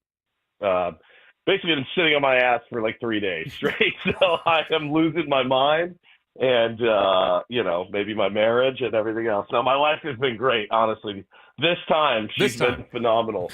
This time, she's like, I've like barely seen them because, I was supposed to I can't believe where this is still a thing, by the way. Like isolating and all this, it's crazy. It blows my mind. So yeah, man, I feel much better. I think Paulie's the edict that I just got was that I'll be on with you guys tomorrow and Friday, but I got to do it from home. They want me to stay at home, and which is fine. I'll do the broadcast here at the house from 6 to 10, and won't be able to make the roundtable, Benny. I'm sorry, but yeah, so I know you're here. Broken up. You're heartbroken. I am. Sure. I'm very disappointed. More pizza for me, then. That's fine. Yes, more pizza. How are you guys doing? We're doing all right. I mean, good to hear your voice. We get some wins today. We each took a turn at Guttural Scream at 6 a.m. Paulie did yesterday. I let loose today. Bro, hang on. I can't wait to hear it. Hang on. Ready? Here we go. Paulie, I think I'm I ready. can handle it this morning. Oh, my Lord. It's a good game last night. We had fun. I went with, obviously, the family. We had a suite for Jack's 21st birthday, and you couldn't have asked for any more. I mean, Pros, his favorite player, gets the home run, 3 RBI. Waldron was amazing. We had a perfect view of the knuckleball just fluttering all night. And then to get to watch baseball history with Jeremiah Estrada at the end of the game, striking out his 13th batter in a row. It was like a perfect night at the ballpark. That's hopefully we get a good afternoon. I mean, I'm sick, dude. I actually talked to Skip, our beloved Skip Schumacher, and I called him on the phone before I talked to you guys, and I just said, I can't believe I'm going to miss you this trip. He's like, well, that's kind of how I knew you were really sick. If you didn't want to come see me, I was like, yeah, 100%. I mean, if I miss a chance to see you, you know that I'm really sick. But dude, I had so much good stuff this week too. Like this was going to be such a huge week, so. Not only do you feel the guilt for being out and not well, it's all rescheduling all the stuff that you have, but at least we'll be able to be ourselves tomorrow again. I'll be back and get the Holy Triumvirate back together. Yeah, it's been weird not hearing your voice over the last few days. You haven't even called me 5 times a day like you normally do. I know, dude. I've been this was no joke, man. It really wasn't. I was really surprised to hear that it was COVID. And then she said, we've seen a little wave coming through. I'm like, all right. So, nip it in the bud. What it is at this point. Yeah. Nip it in the bud. And, we've got we work with pregnant women. There are women up there that are pregnant. I'm like, I'm not, this is the last thing I want, so makes total sense. I have no problem with it, man, at all. Just, want to be a good steward and all that. And I know you guys could handle it without me, so I really appreciate it. And we'll be back tomorrow all together. It's good to hear from you. Get better. We'll talk to you tomorrow. But what's your take on the topic then? Are the Padres a good team, like Mike Schilt says? I mean, I think that they're a little bit above average right now, right? Just a tiny it's close bit to good. I mean, it's very close to good. I'll say this, man. Like I've said it a million times. I sure have had fun watching this pretty average team this year. They really can inspire on certain nights, and some days you look at it and go, oh yeah, I mean looks like a team that got $100 million from their payroll. Some days, they really do. I think for me, it's the losses. They just feel so uncompetitive more often than not. Yes. They don't feel like, man, that one just got away. That was a slugfest or whatever. That was a competitive ball game, and it just didn't go our way. It feels like they get bodied in their losses, and they play good in the wins, but they get absolutely trounced in these losses for the most part. That I'm like, yeah, they're slightly above average, I guess, and that is exactly what they are because, well, they're 2 games above 500. That is slightly above average. Yeah, I mean, look, at least they've taken care of business, now in these 2 games. I know that win the other day was one of the. You thought that win was ugly. Try being sick watching that game the other day and watching that how they figured that one out with 2 errors, to win a ball game was.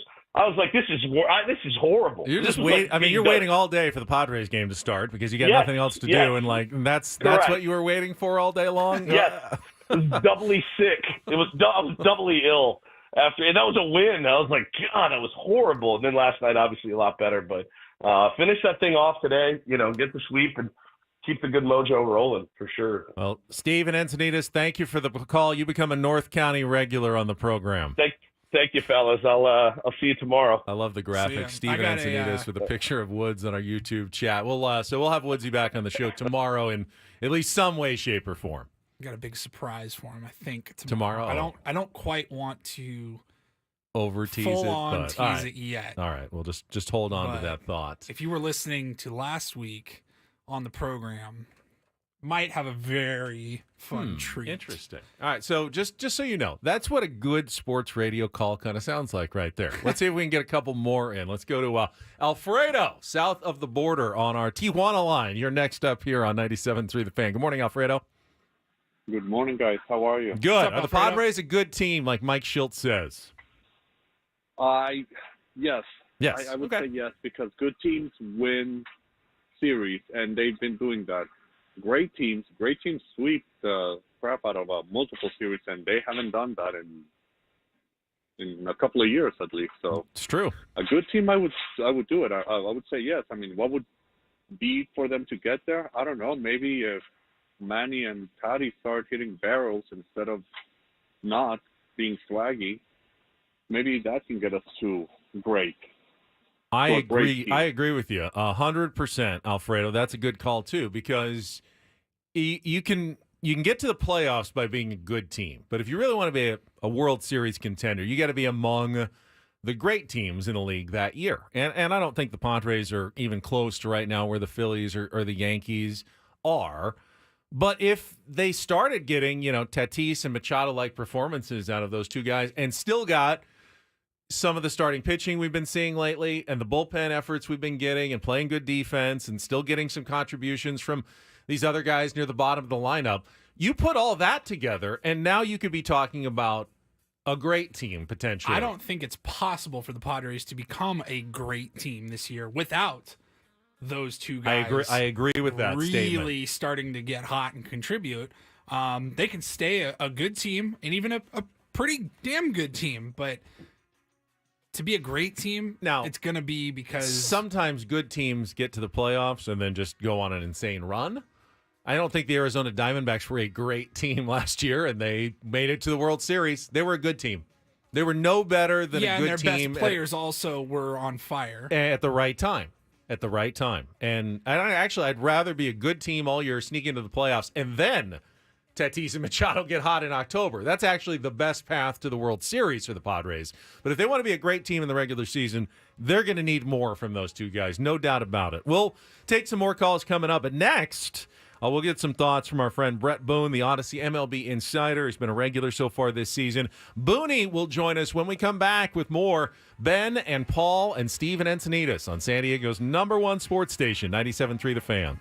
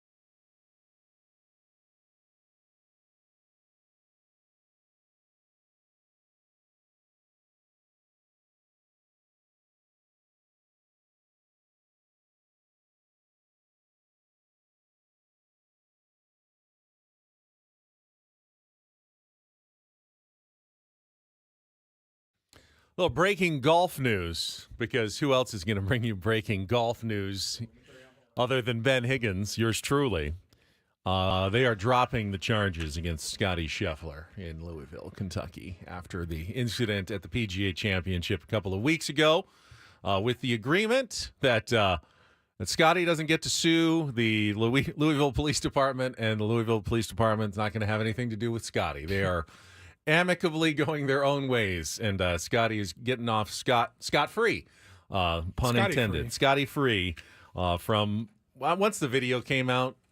There was no way they were going to make those. He did not do anything wrong. If he could afford a good lawyer, and my guess is, considering the millions and millions and millions he's won, he was going to go free on those charges no matter what. And they've decided to go the simple route and just go, yeah, we're just going to drop those charges. Bizarre. Such a strange story. All right, we got Bret Boone standing by, our Odyssey insider. Going to get to Bret right after this check of traffic on 97.3 The Fan. From the 97.3 The Fan Traffic Center, here's Kelly Danick. Traffic is sponsored by Valvoline Instant Drive-Thru Oil Change, your trusted instant drive-thru oil change.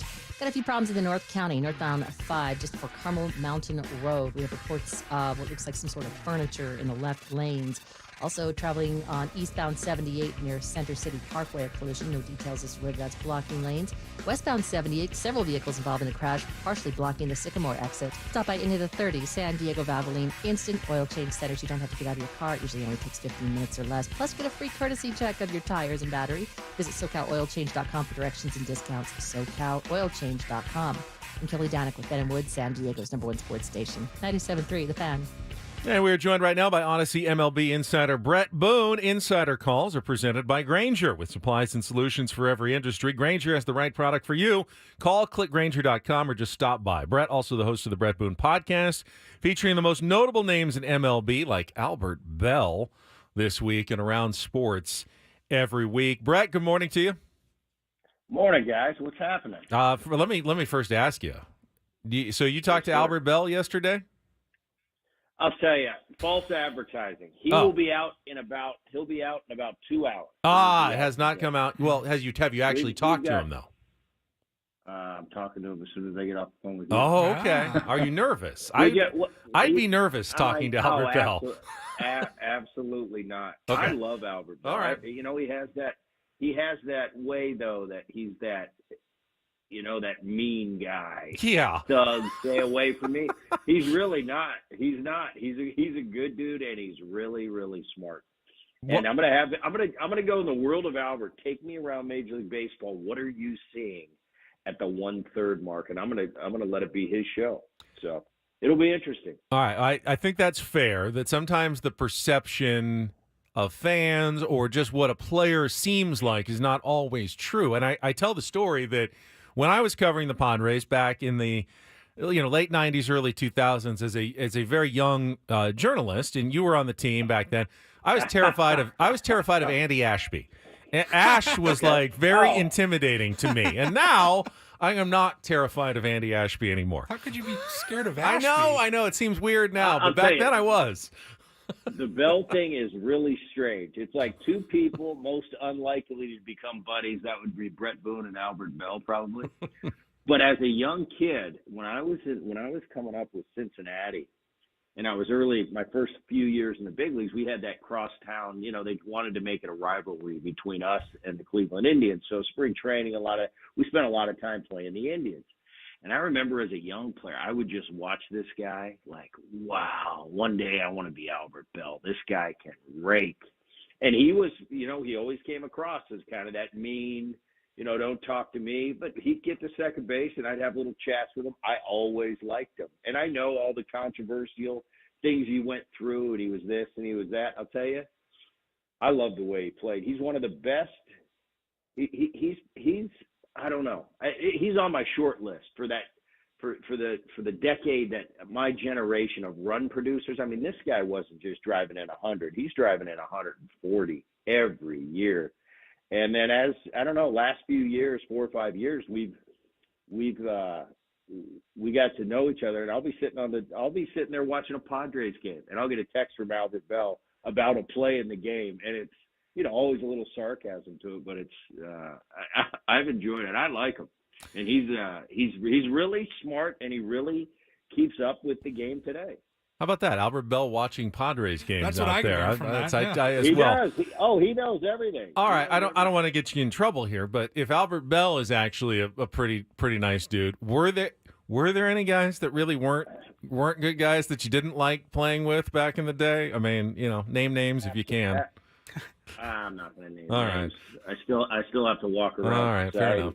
All right, it's Ben, as a player, and when you're looking across the field at your opponent, I'll definitely was guilty of what probably a lot of people are guilty. If I don't like the way you walk, you talk, you look, you behave, I got an instant, I don't like that guy. That guy, and over time, you get to know a lot of the people you play with over the years when the years go by, and more time than not, I have to say I was surprised that I liked more people than I thought I was going to like, especially when I would meet a pitcher that I just couldn't stand. I couldn't stand his face when we were playing. I just wanted to kill him. Not kill him literally, But you wanted to just go. And I'd meet him. I'd meet him in the off season at a golf tournament. We'd sit down and talk for 20 or 30 minutes, and I go, "Damn it, I like the guy. He's a good guy." So for the most part, the guys are good guys. Now, of course, you have your handful of guys, and when the game ends, I don't have to go to dinner with you, and we don't have to be friends. I will say, when the national anthem ends for 3 hours every night, I was in the foxhole with every one of my teammates, and some I didn't really like. But I'd say for the most part, if I were to throw a percentage at you, all the guys I played with and against, I'd say 90% of the guys I really got along with and were really good dudes. They're definitely the guys that rub you wrong, and they are exactly how you think they are.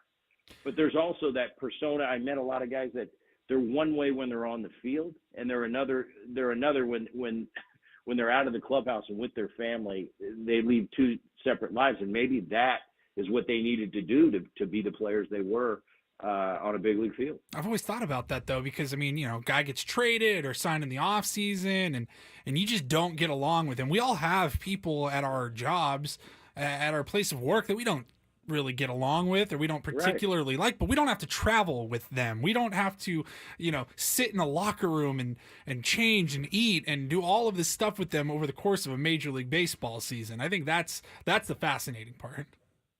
Well, I think you got good point, but my counterpoint to that is you've got 25 buffers. You got 25 other teammates, or 24, I'm sorry, other teammates. You got coaches, you got staff. So really, the guys that I didn't really care for, it was pretty easy for me to have that buffer in between me and them. And we lost Bret Boone. Oh, there he is. And there's stand being around them. Just, for the most part, you do what you do, and I think it comes down at the end of the day just being a pro, and work is one thing, and you need to be able to separate those, especially at the big league level. Is Albert Bell calling you on the other line? Because you kept cutting out like you were getting another call there during that answer. But it sounds like you're clear though. So we'll keep going on here with Bret Boone. Insider calls are brought to you by Grainger. For the ones who get it done, Grainger offers professional grade supplies and solutions made for every industry and backed by product experts. Call clickgrainger.com or just stop by. So Booney, when we talked to you last week, you were getting ready for Bro to visit with the Yankees, and I saw you taking a picture down there with Dad and Aaron. Any stories from the weekend that you can share? The Yankees certainly looked pretty dominant those first couple of days before the Padres were able to avoid the sweep on Sunday. Well, it didn't start out that way, did it? I mean, I saw that first game. I was at home on Friday, and I saw when they almost hit back-to-back. If Verdugo's ball didn't hit it off the top of the wall, there'd been 4 homers in a row. And I remember talking to Aaron before he came in, and he was asking me. I said, "Yeah." I said, Darvish right now he's locked in. He's in that zone. He's carving people up. And that was when Darvish had the 25 straight scoreless innings. Next thing you know, I'm just watching this, and it's like a rock concert. And I'm watching, from my couch, and I'm going, wow. And I was going to see him the next day. So I guess that was a bad scouting report on Darvish. They didn't think he was carving anybody up. So they got the first 2 wins. He's just, he's in a good place. He looked really good. I've seen him over the last few years when times are good and times are bad, and Aaron tends to really wear it and live and die with each season. Which is the way a lot of managers are. But he looked really good. Yeah, he was in great spirits. Obviously, who wouldn't be with the start that the Yankees had? I think the key to their team is they've really been healthy, and with lacking Garrett Cole, they're still doing all this right now. Cole's about to come off, but that pitching staff really held up well for him. It was good to see the Padres squeak out a win that last game and at least not get swept in the series. But Aaron's in good spirits. It was good to see him. Mom and Dad got to come out. It's always good getting Dad out to see Aaron because he didn't get to see him that much being on the West Coast. So I went down, saw some old friends, and took in a game with Mr. Seidler and enjoyed it. So in that game on Sunday, it included Jeremiah Estrada coming in relief and striking out 5 straight Yankees, including pretty much the heart of their lineup, including Aaron Judge. And, of course, he's gone on now and made it 13 straight strikeouts last night to set a new modern Major League Baseball record. I want to get your perspective on that and what it's like when you are facing like one of the nastiest relief pitchers who's absolutely completely locked in. And we've never seen anyone quite as locked in as Jeremiah Estrada, of all people, over this last week. Yeah, it's pretty remarkable what he's done. And you look at that, you talk about the great pitchers in the game. Usually they come at the end of the game, that one nasty inning where the Hells Bells is playing or Enter Sandman. And it really does, when those songs of the great closers especially, that's what I remember. When they're playing, the first thing that goes through your mind is, it's not a give-up situation. You're going to get them once in a while. Very rarely. They're the guys they are for a reason. But it's just kind of a different mentality of okay, we got to find a way to survive here. We got to find a way to get on base. We got to find a way in the Estrada situation. I'm thinking if I'm the opponent right now, we got to find a way to put this ball in play and get this guy off this streak he's on. Every time he strikes somebody out, man, he gets a little more. That chest gets puffed out a little bit more and a little bit more. Not saying in an arrogant way, just in a wow. Am I Superman? Do I just strike everybody? It's like getting a hit 13 times in a row. You go to the plate and you've got magic slippers on, and you're thinking, whoa, does he ever make an out? So believe me, that opponent's going to go, we're going to get you out here. It might be different for a hitter. You might wear one at this point. But pretty awesome to watch as a fan of the game to do that 13 in a row. It's a bit ridiculous. You get to 3, 4, 5 in a row, people start talking about it.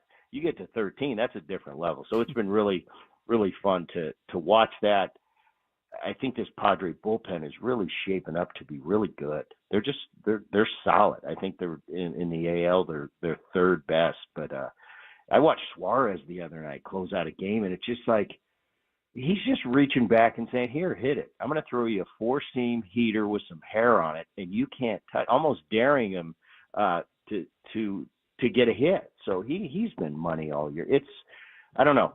This ball club is frustrating. I understand with the talent level and the expectations that come with that because they are better than they played the last 2 years. They're a bit over 500, but I still think on paper this team is they're a really good team. They got to find that sweet spot where it really works like a well-oiled machine. They haven't got there yet. It was really good seeing Musgrove come out after being injured and really pitch good. He pitched good. He looked more like the Musgrove we're used to. That was a positive sign. I think everything is positive when it comes to this Padre team right now. Dodgers went on a little losing streak. They lost 5 in a row, came back in a doubleheader yesterday to win one, and then they ended up sweeping the doubleheader. But they lost 5 in a row going into that. So the great teams, they can go through it. Anybody can go through it. Padres are in a good spot. They just got to keep doing what they're doing. All right, last thing, Brett, and we only have about 90 seconds, so I just want to get your thoughts on Jurickson Profar. They did a side-by-side this morning on MLB Network. Last year, Profar struggled badly, and this year he's been one of the best players in baseball offensively. And they showed the swing looks almost exactly the same, except he's added this little extra leg kick, kind of step up when he's swinging. How big can those little tiny adjustments be for a hitter, especially a veteran guy like that? huge. And I don't look so much as a leg kick, but like you said, when you creep up, it's almost like a Paul Molitor move with that front foot. And it gets your foot down and enables you to see the ball longer. When any hitter will tell you, if a guy's throwing 95 miles an hour, if you're moving and you're not getting that front foot down, it looks like 105. But if you're getting that foot down, it slows everything down. That's why you see the great hitters always have soft takes. They're not hard takes. They're soft. Profar's found something, a niche that works for him. We all have to find our own niche. And he's getting that foot down, and he's really seeing the ball. You give a big league hitter a little more time, or perceived to give him more time, you're going to see the results. Profar has been a huge part of the reason the Padres are even where they are right now. He's kind of taken that star role, like Machado and Profar has switched positions, but it's really good to see him having this success. And it just shows it's a constant adjustment. Profar's made the adjustment. He's been a huge part of this Padre offense. Great stuff. Bret, always appreciate it. We'll talk to you again soon. Thank you so much. Thanks, guys. There was Odyssey MLB insider Bret Boone. And again, Insider Calls are presented by Grainger. With supplies and solutions for every industry, Grainger has the right product for you. Call, clickgrainger.com, or just stop by. Yeah, if you go to Sam Levitt's Twitter account right now, at Sammy Lev, he posted the segment this morning when Mark DeRosa kind of breaks down just the slight, subtle change from Jurickson and Profar. I mean, it's barely noticeable, but then when they point it out side by side with the leg step, the kick, you can see, that's the difference. And it's almost hard to believe, Paulie, that something so small can make such a difference. But I mean, definitely can. Yeah, I mean, you're still playing baseball with Woodsy, and I play golf, and I know that the tiniest little thing can make a huge difference. And for Jurickson right now, he continues to be locked in. I thought maybe he was cooling off a little bit, but he hit the ball hard every time last night. He didn't get a hit every time, but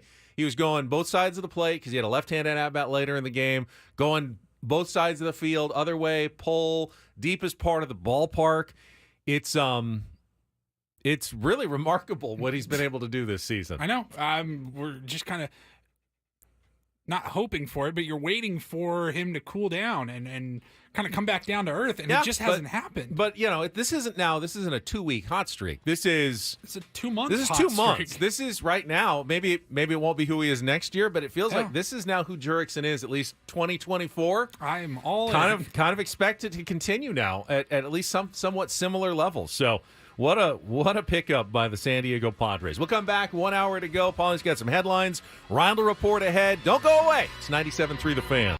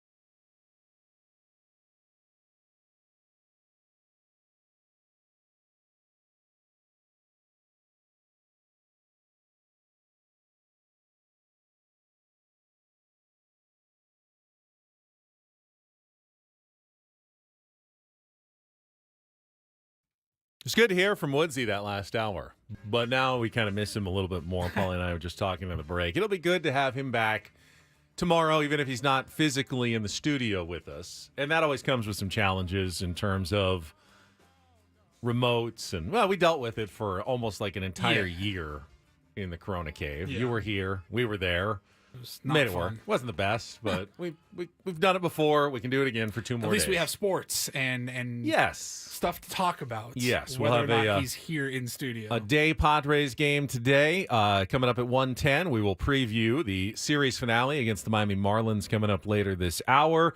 Still have another 4-pack of San Diego County Fair tickets to give away this hour as well. So keep listening for that. And I want to continue with the topic. Woodsy kind of interrupted a little bit what we were doing, but and I'm glad he did. But the question was, Mike Schilt said this week, Padres are a good team.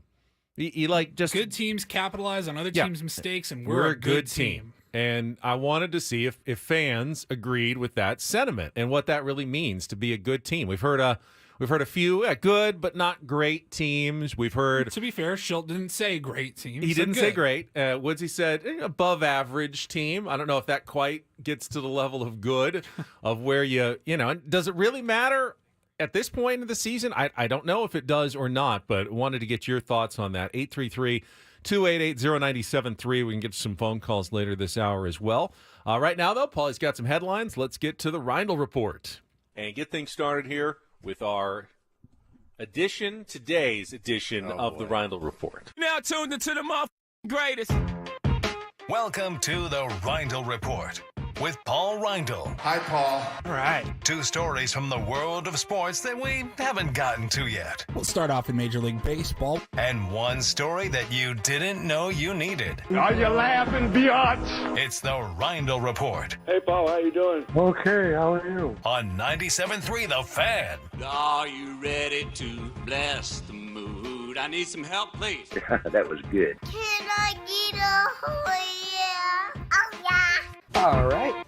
All right. It is the Reindl Report, and it is brought to you by the Frozen Ropes Summer Baseball League. The Frozen Ropes is now registering ball players age 6 through 12. Go to SanDiegoFrozenRopes.com for more information. Speaking of frozen, Paulie, this hour on 97.3 The Fan is brought to you by Tropical Smoothie Cafe. At Tropical Smoothie Cafe, summer is our season, and we're kicking off with a free 12-ounce Island Punch smoothie for National Flip-Flop Day. Grab your flip-flops. Head to your local cafe today, May 29th, from 2 to 7 p.m. Terms and conditions apply. Thank you. Any other sponsor reads that need to be read here in this segment? I think we're okay right now. No, I think we're okay for now. All right. Testing. Does this thing work? Paging basketball Ben. I am awake. There. Thank you. Perked up a little What's bit. up? So we haven't gotten a chance to talk too much about the lone NBA game last night. Of course, the Celtics in the Eastern Conference, they swept. They are waiting their finals opponent.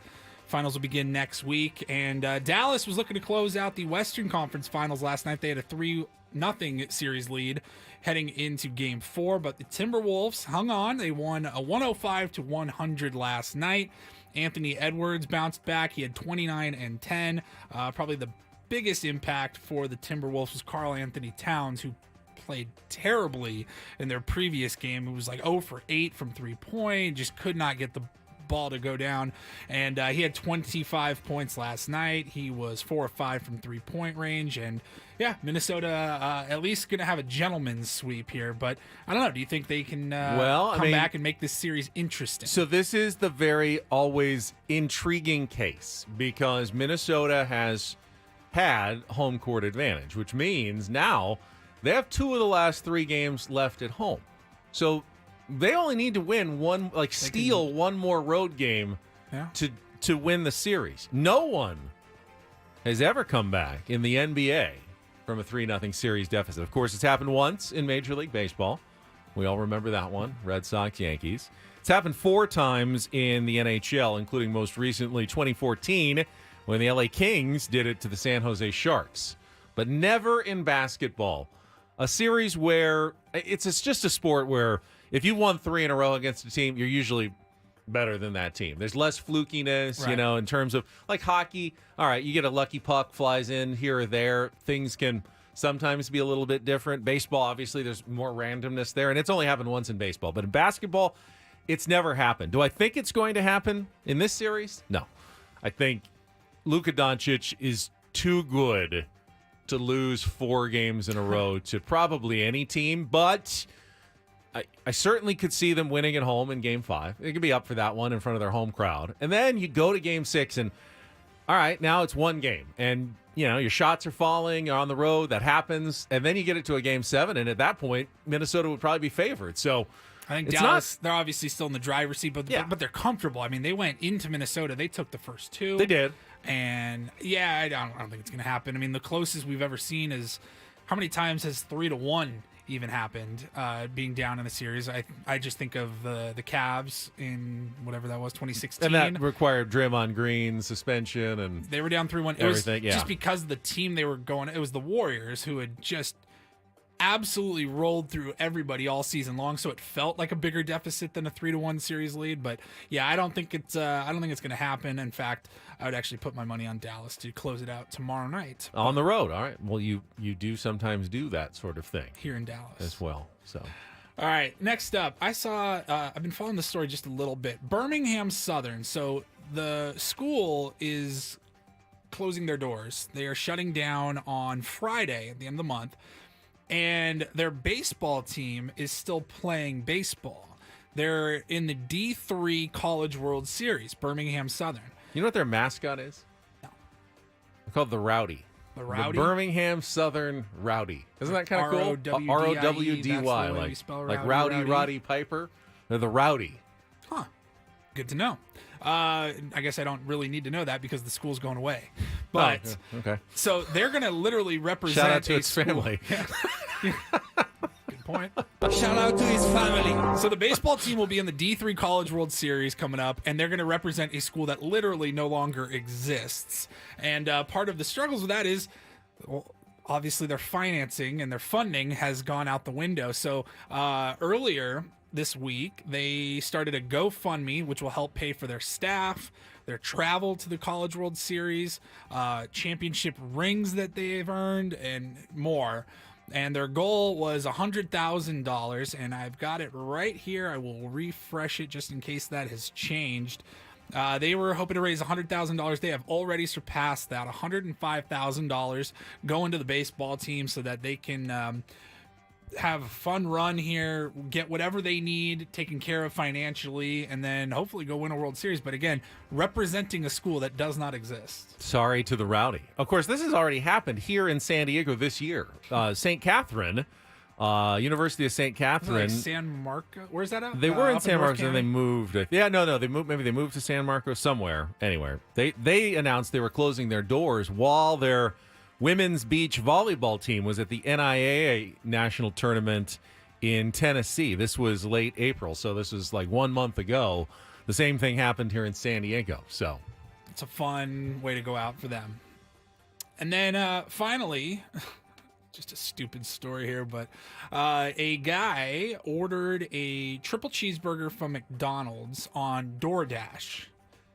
And he put, I think I saw this. He put in the notes hold, that he... is this the guy who said, hold the burger? Hold everything. Hold everything. He had everything removed. You can customize the menu options and, no pickles or extra onions or whatever you want. So he was going through the customizations, and, he got a triple cheeseburger, no ketchup, no pickle, no diced onions, no beef patty, no mustard, no regular bun, no American cheese, no salt.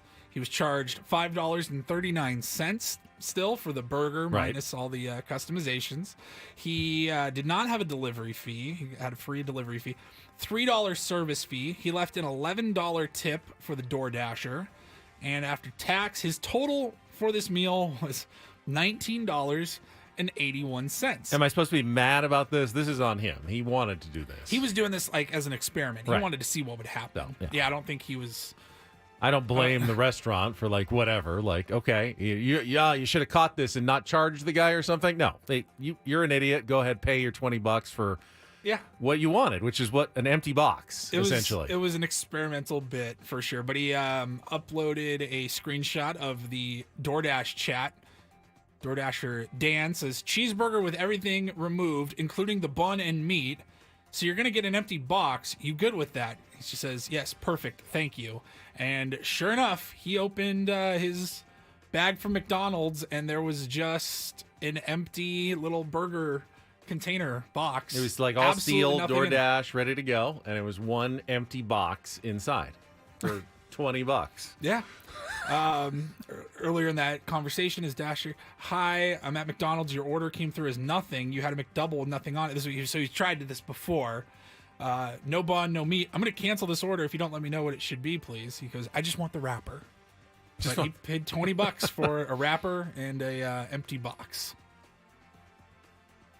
So if you ever wondered what happens when you order a sandwich with nothing on it, no bread, no meat, no condiments, you will still get charged. Jeter in the chat says, and it was the wrong box too. Yeah, he got a McChicken box instead of the cheeseburger a deluxe box. McCrispy. McCrispy box. Wait, which makes it even better. This isn't the box I ordered. Don't waste the good boxes for this idiot. Just give him the McCrispy. Well, I guess he was the big winner though, because he spent $20 and now he's being talked about across the country. So best $20 he ever spent on an empty box. And a whole lot of social media clout. I did see, because we love talking about food on this show, that the fast food wars are potentially returning. That Burger King and McDonald's are like doing $5 value meals again, possibly here this summer, and other fast food restaurants are going to have to like match the prices. I try not to eat much fast food anymore, especially after losing the weight, but can always be tempted by a good $5 extra value meal. Like it's not even like a cheat meal. Like this is not good for me. No, it's not. It's not good enough to be a cheat meal, really. Right. But when the prices now have gone through the roof, especially if you use like a DoorDash or Grubhub, then it's easy to say no. Then it's really easy to say no. But you're like, yeah, I'm not doing that. So yeah, I guess maybe enough people are fed up with the high prices and they gotta. Lower something. A $5 value meal. If that's a sandwich of some sort, burger, fries, and a drink. Like fries alone at McDonald's are almost $5. Yeah. Just the order of fries. Jeez. So to get all of those together would be a really good discount if they're going to bring that back. Yeah, absolutely. For the whole and meal, then after you eat your summer long of $5 meals, we'll have you ready for SDFatLoss.com later this year. Just SDFatLoss.com. Just give them a call. Tell them I sent you. Get $200 off right there. Like I will have some cheat meals in Vegas next week because we put in like 30,000 steps a day just walking all over the strip. You feel fine eating whatever you want, but it's not going to be McDonald's. Yeah, it's not going to be. I let crappy myself fast go food. in the box yesterday for the game, but I did. But that's a cheat meal. But I did my hour workout and I Pelotoned and I had pretty much a light breakfast and lunch, so I knew I was going to eat a lot. And then I got really full. I mean, I had a dog and some mac and cheese. And I had a couple pieces of sushi, and I'm going, I am full. It's like I can't eat like I used to anymore. That's That's the beauty of it. Hot dog, it was mac a weird, and cheese, sushi. It's still kind of in there a little bit, kind of mixing up What together. kind of sushi? It was just a platter. They had some rolls and some nigiri. There was salmon and shrimp and tuna, if you ever wondered. They do have those things at Petco Park available. And then the Caesar salad, to be healthier. With croutons, which are delicious. As Wood said, I would just eat a bag of croutons as a snack because they're delicious. Yes, love croutons. All right, let's take a break. Good job on the Reindl Report. We'll come back. If you would like to join us, now is the time. 833-288-0973. Do you agree with Mike Schilt? He says the Padres are a good team. What does that mean? Yes. Do you agree or disagree? Give us your thoughts. Give us a call next with Ben and Woods after a check of traffic on 97.3 The Fan.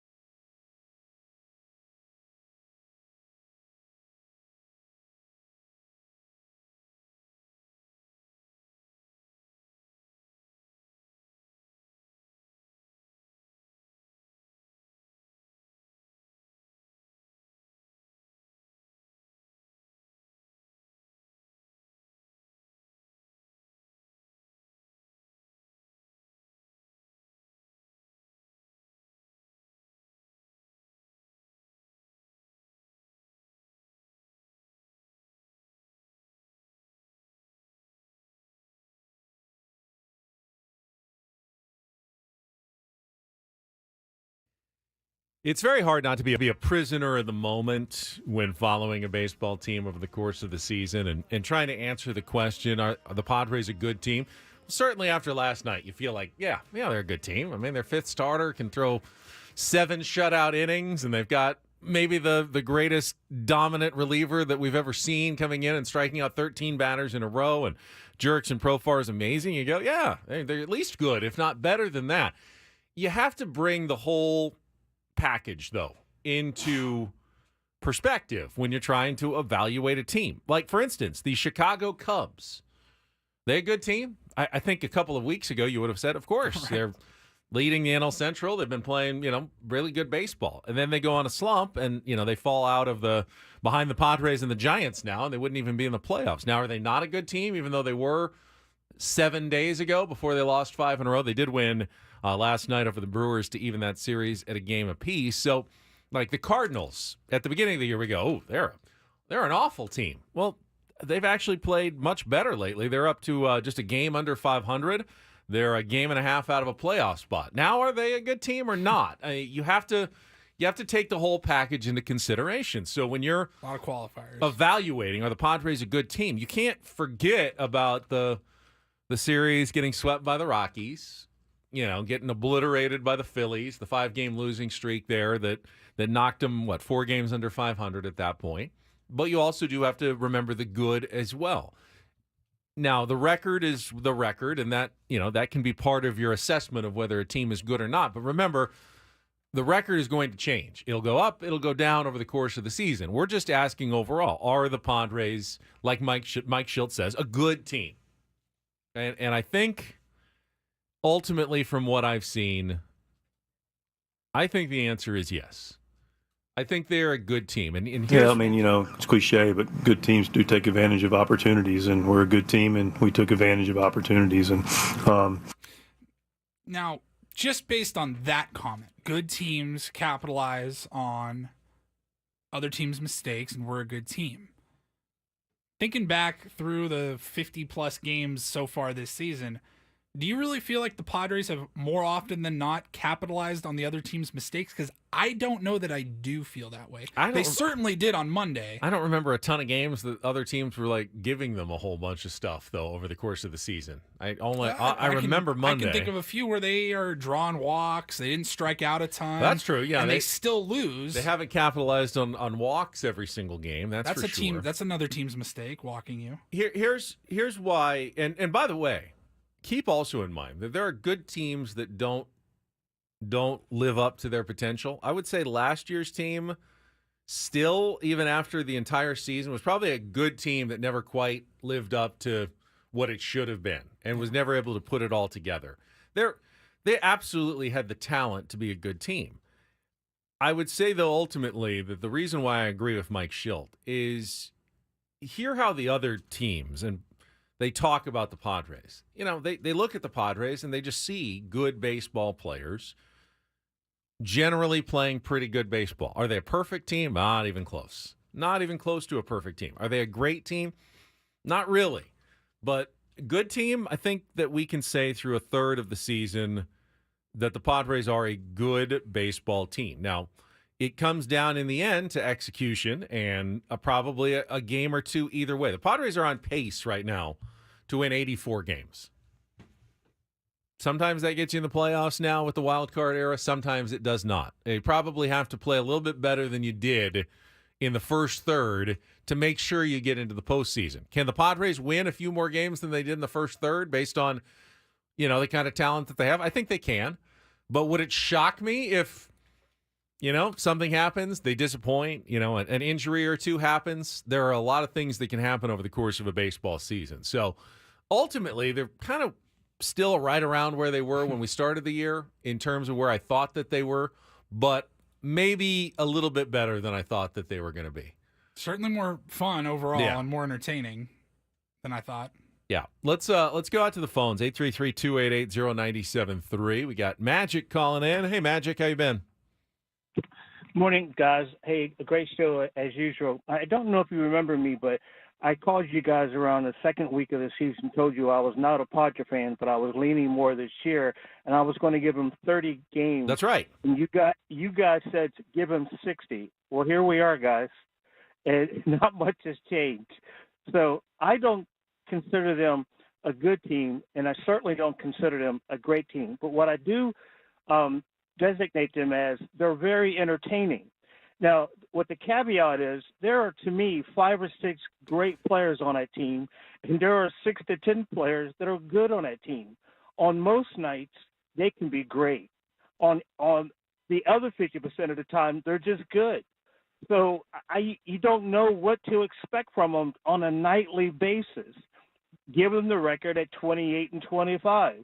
So I am going to give them the rest of the year to prove to me that they're more entertaining, that they can be designated as a great team or good team. That's where I sit with it. I'm going to give it the rest of the year, and I'll give you guys a call back, and you guys tell me, I just want to see you guys prove to me that they can be a good team and a great team. All right. I'll listen on this side. All right, thanks, Magic. So they've at least earned an extension, like a tax extension from Magic. Like, okay, well, you've done enough that I'm not still ready to pass judgment on you guys, but I'm willing to keep watching and keep an open mind as to whether or not you might end up being a good team at the end of the season. You know, he said they have great players. I mean, their great players haven't really been great. Arise has been great since he arrived. Suarez has been great. Estrada clearly has been great lately. Profar has been great, actually, this year. But Profar was not a great player you expected great things from. No, he was not. Nor was Estrada. But the players that you expected greatness from, Tatis, Machado, certainly, have not been great so far this season. Dylan Cease has had moments of greatness and moments of more okayness, but he's been pretty good over the course of the year. I will definitely, say pitching's been overall been the best starter. Good. Yeah. Yu Darvish had some struggles and then had an unbelievable stretch where he was as good as he's ever been. And I know we'll get to today's game in our next segment, but I'm expecting Darvish to fully bounce back. I expect the Padres to sweep the Marlins today. That's fair. We'll that was uncharacteristic to see him get touched up like he did. What was that, Friday night? Yeah, but that was the Yankees. It's the Yankees, and apparently, according to Eric Hosmer, maybe he was. They were getting some inside information. Not inside information. They were cheating, but.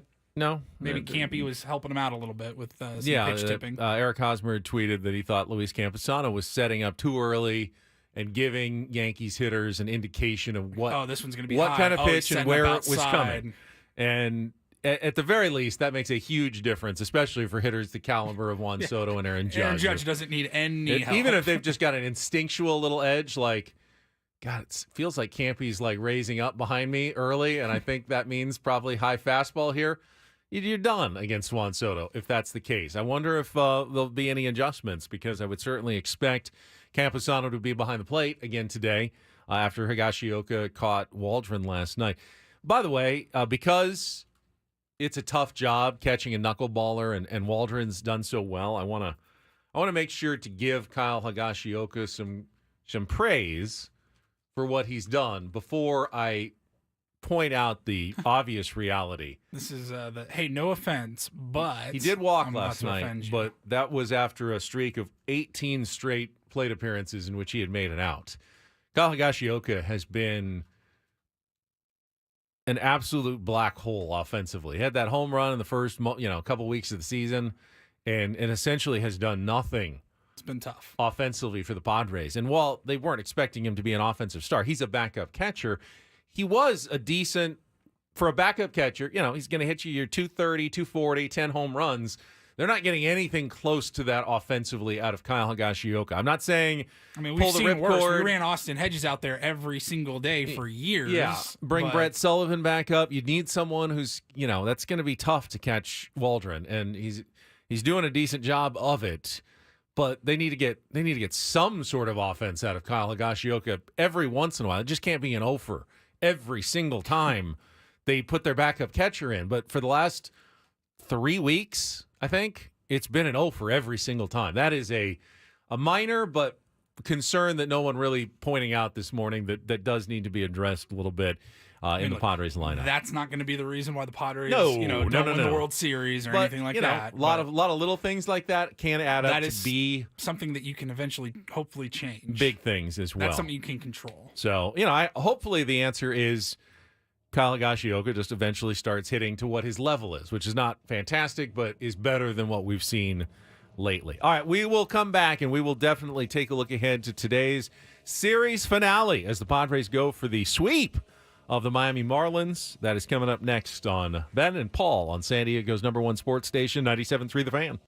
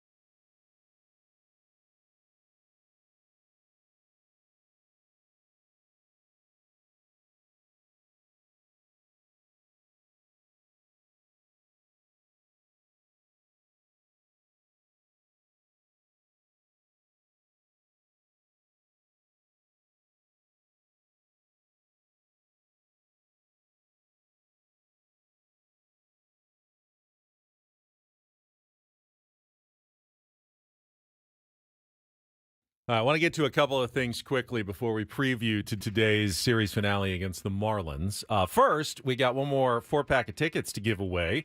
But the San Diego County Fair opens June 12th at the Del Mar Fairgrounds all the way through July 7th.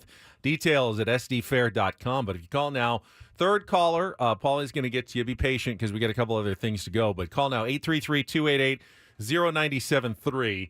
And we'll see if we can give away one more fair 4-pack of tickets here on 97.3 The Fan. I also want to play the Incorporator again because we had it, 4 hours ago in the morning, and it was such a good one from yesterday. We gave Jesse Agler the word crepuscular to try to work into last night's broadcast. It means having to do with twilight. Now, again, he was working with Bob Scanlon, who has also done the Incorporator before when he's filled in for Jesse. So just know that Bob is probably a little more attenuated to when something unusual comes out of Jesse's mouth during one of these broadcasts. So here's what it sounded like in the second inning last night against the Marlins. And we set this up yesterday. We said, look, this is going to be an easy Sure. word. Having to do with twilight during a baseball game, absolutely. Easy. But can you get it through in the broadcast without anybody noticing? And he could not.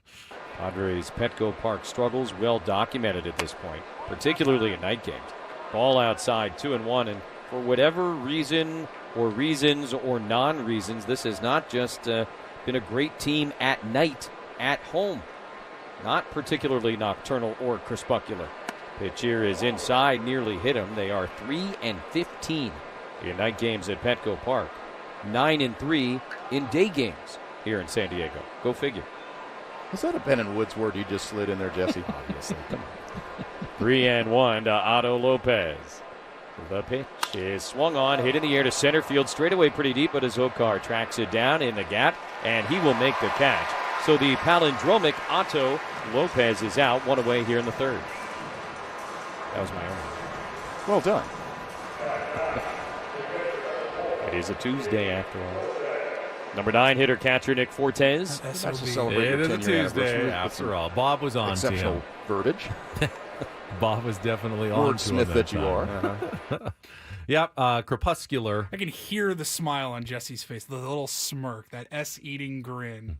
I love that. That was fantastic. Congratulations. We did get a winner for our fair tickets. Yes, Keely going to the fair. Keely, good job calling in. Congratulations. All right, we'll preview the Padres Marlins game right after our final check of traffic here on 97.3 The Fan. From the 97.3 The Fan Traffic Center, here's Kelly Danick. Traffic is sponsored by Air Max, San Diego's highest-rated heating and air company. Visit them at airmax.com. We saw this crash eastbound 54 just before Briarwood Road. A car and a food truck involved in this one. They're over to the right shoulder. Now an accident on westbound King Freeway just before the 5. That's in the center divide. Looking for the best in HVAC? Choose Air Max, San Diego's highest-rated heating and air company, with free diagnostics on all repairs and estimates. See why over 1,300 happy customers have given Air Max 5-star Yelp reviews. See Air Max today at airmax.com. I'm Kelly Danick with Ben and Woods, San Diego's #1 sports station, 97.3 The Fan.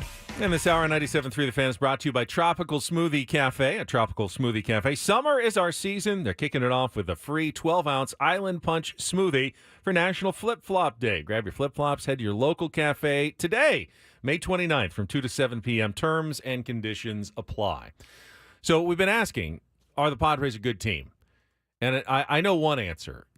A great team definitely wins today. A good team usually wins today's game and finishes off the sweep of the last place Marlins. And it's not simply because they're last place. We told you before the series that they've been playing good baseball, had won 8 of 11 before they arrived in San Diego. But I was at the game last night.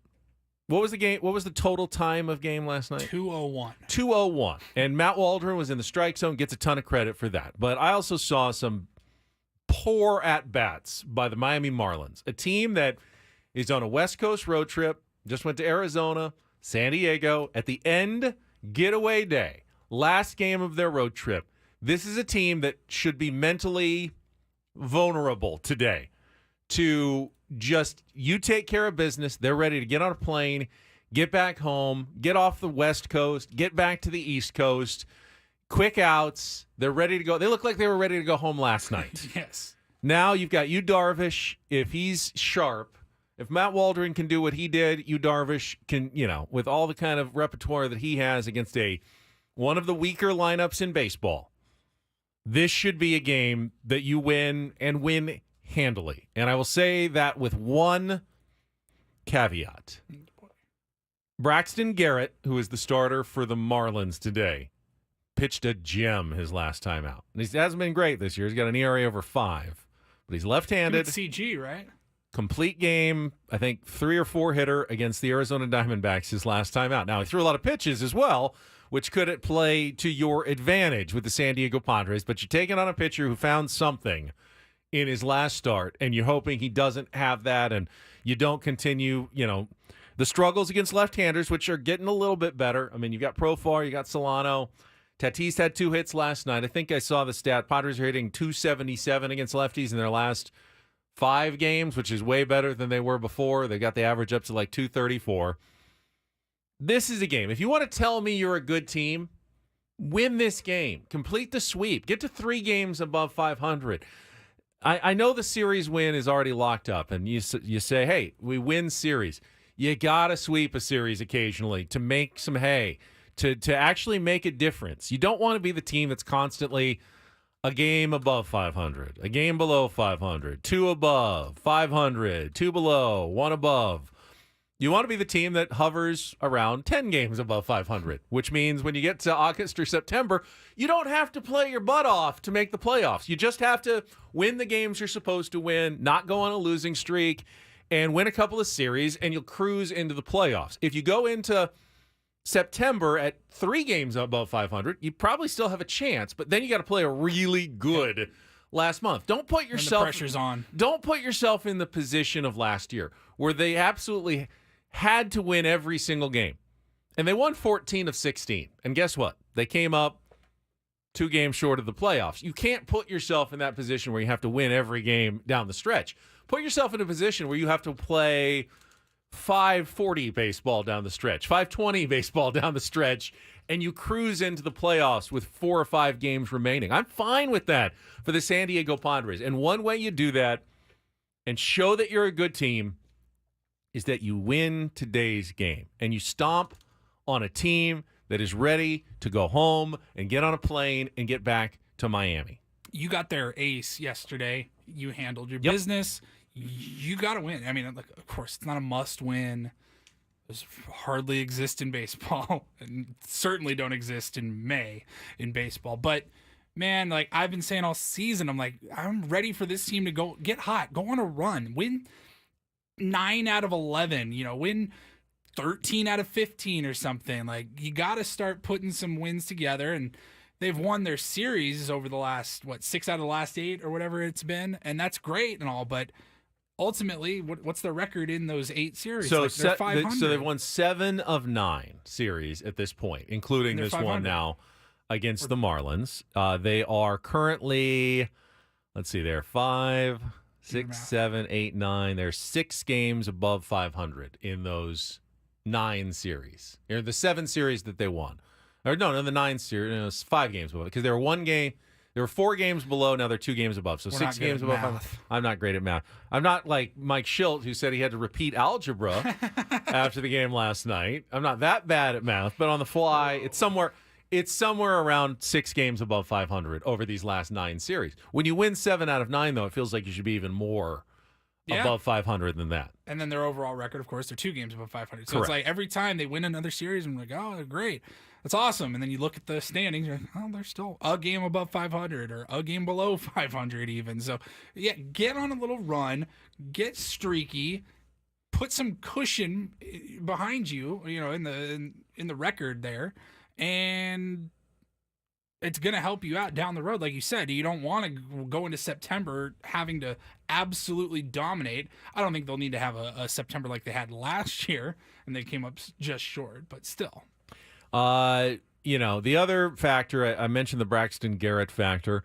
Our friend Skip Schumacher is a good manager and a competitor, and he will be aware of the fact that his team was a little lifeless, especially offensively the last couple of days. And my guess would be he's probably not big on speeches, but there might be something said about, hey, guys, don't go out there and just roll over, and lay an egg. I get it. We want to get home, but let's put our best foot forward and show something in the last game of this road trip before we leave San Diego. Let's not get swept. Let's show some pride.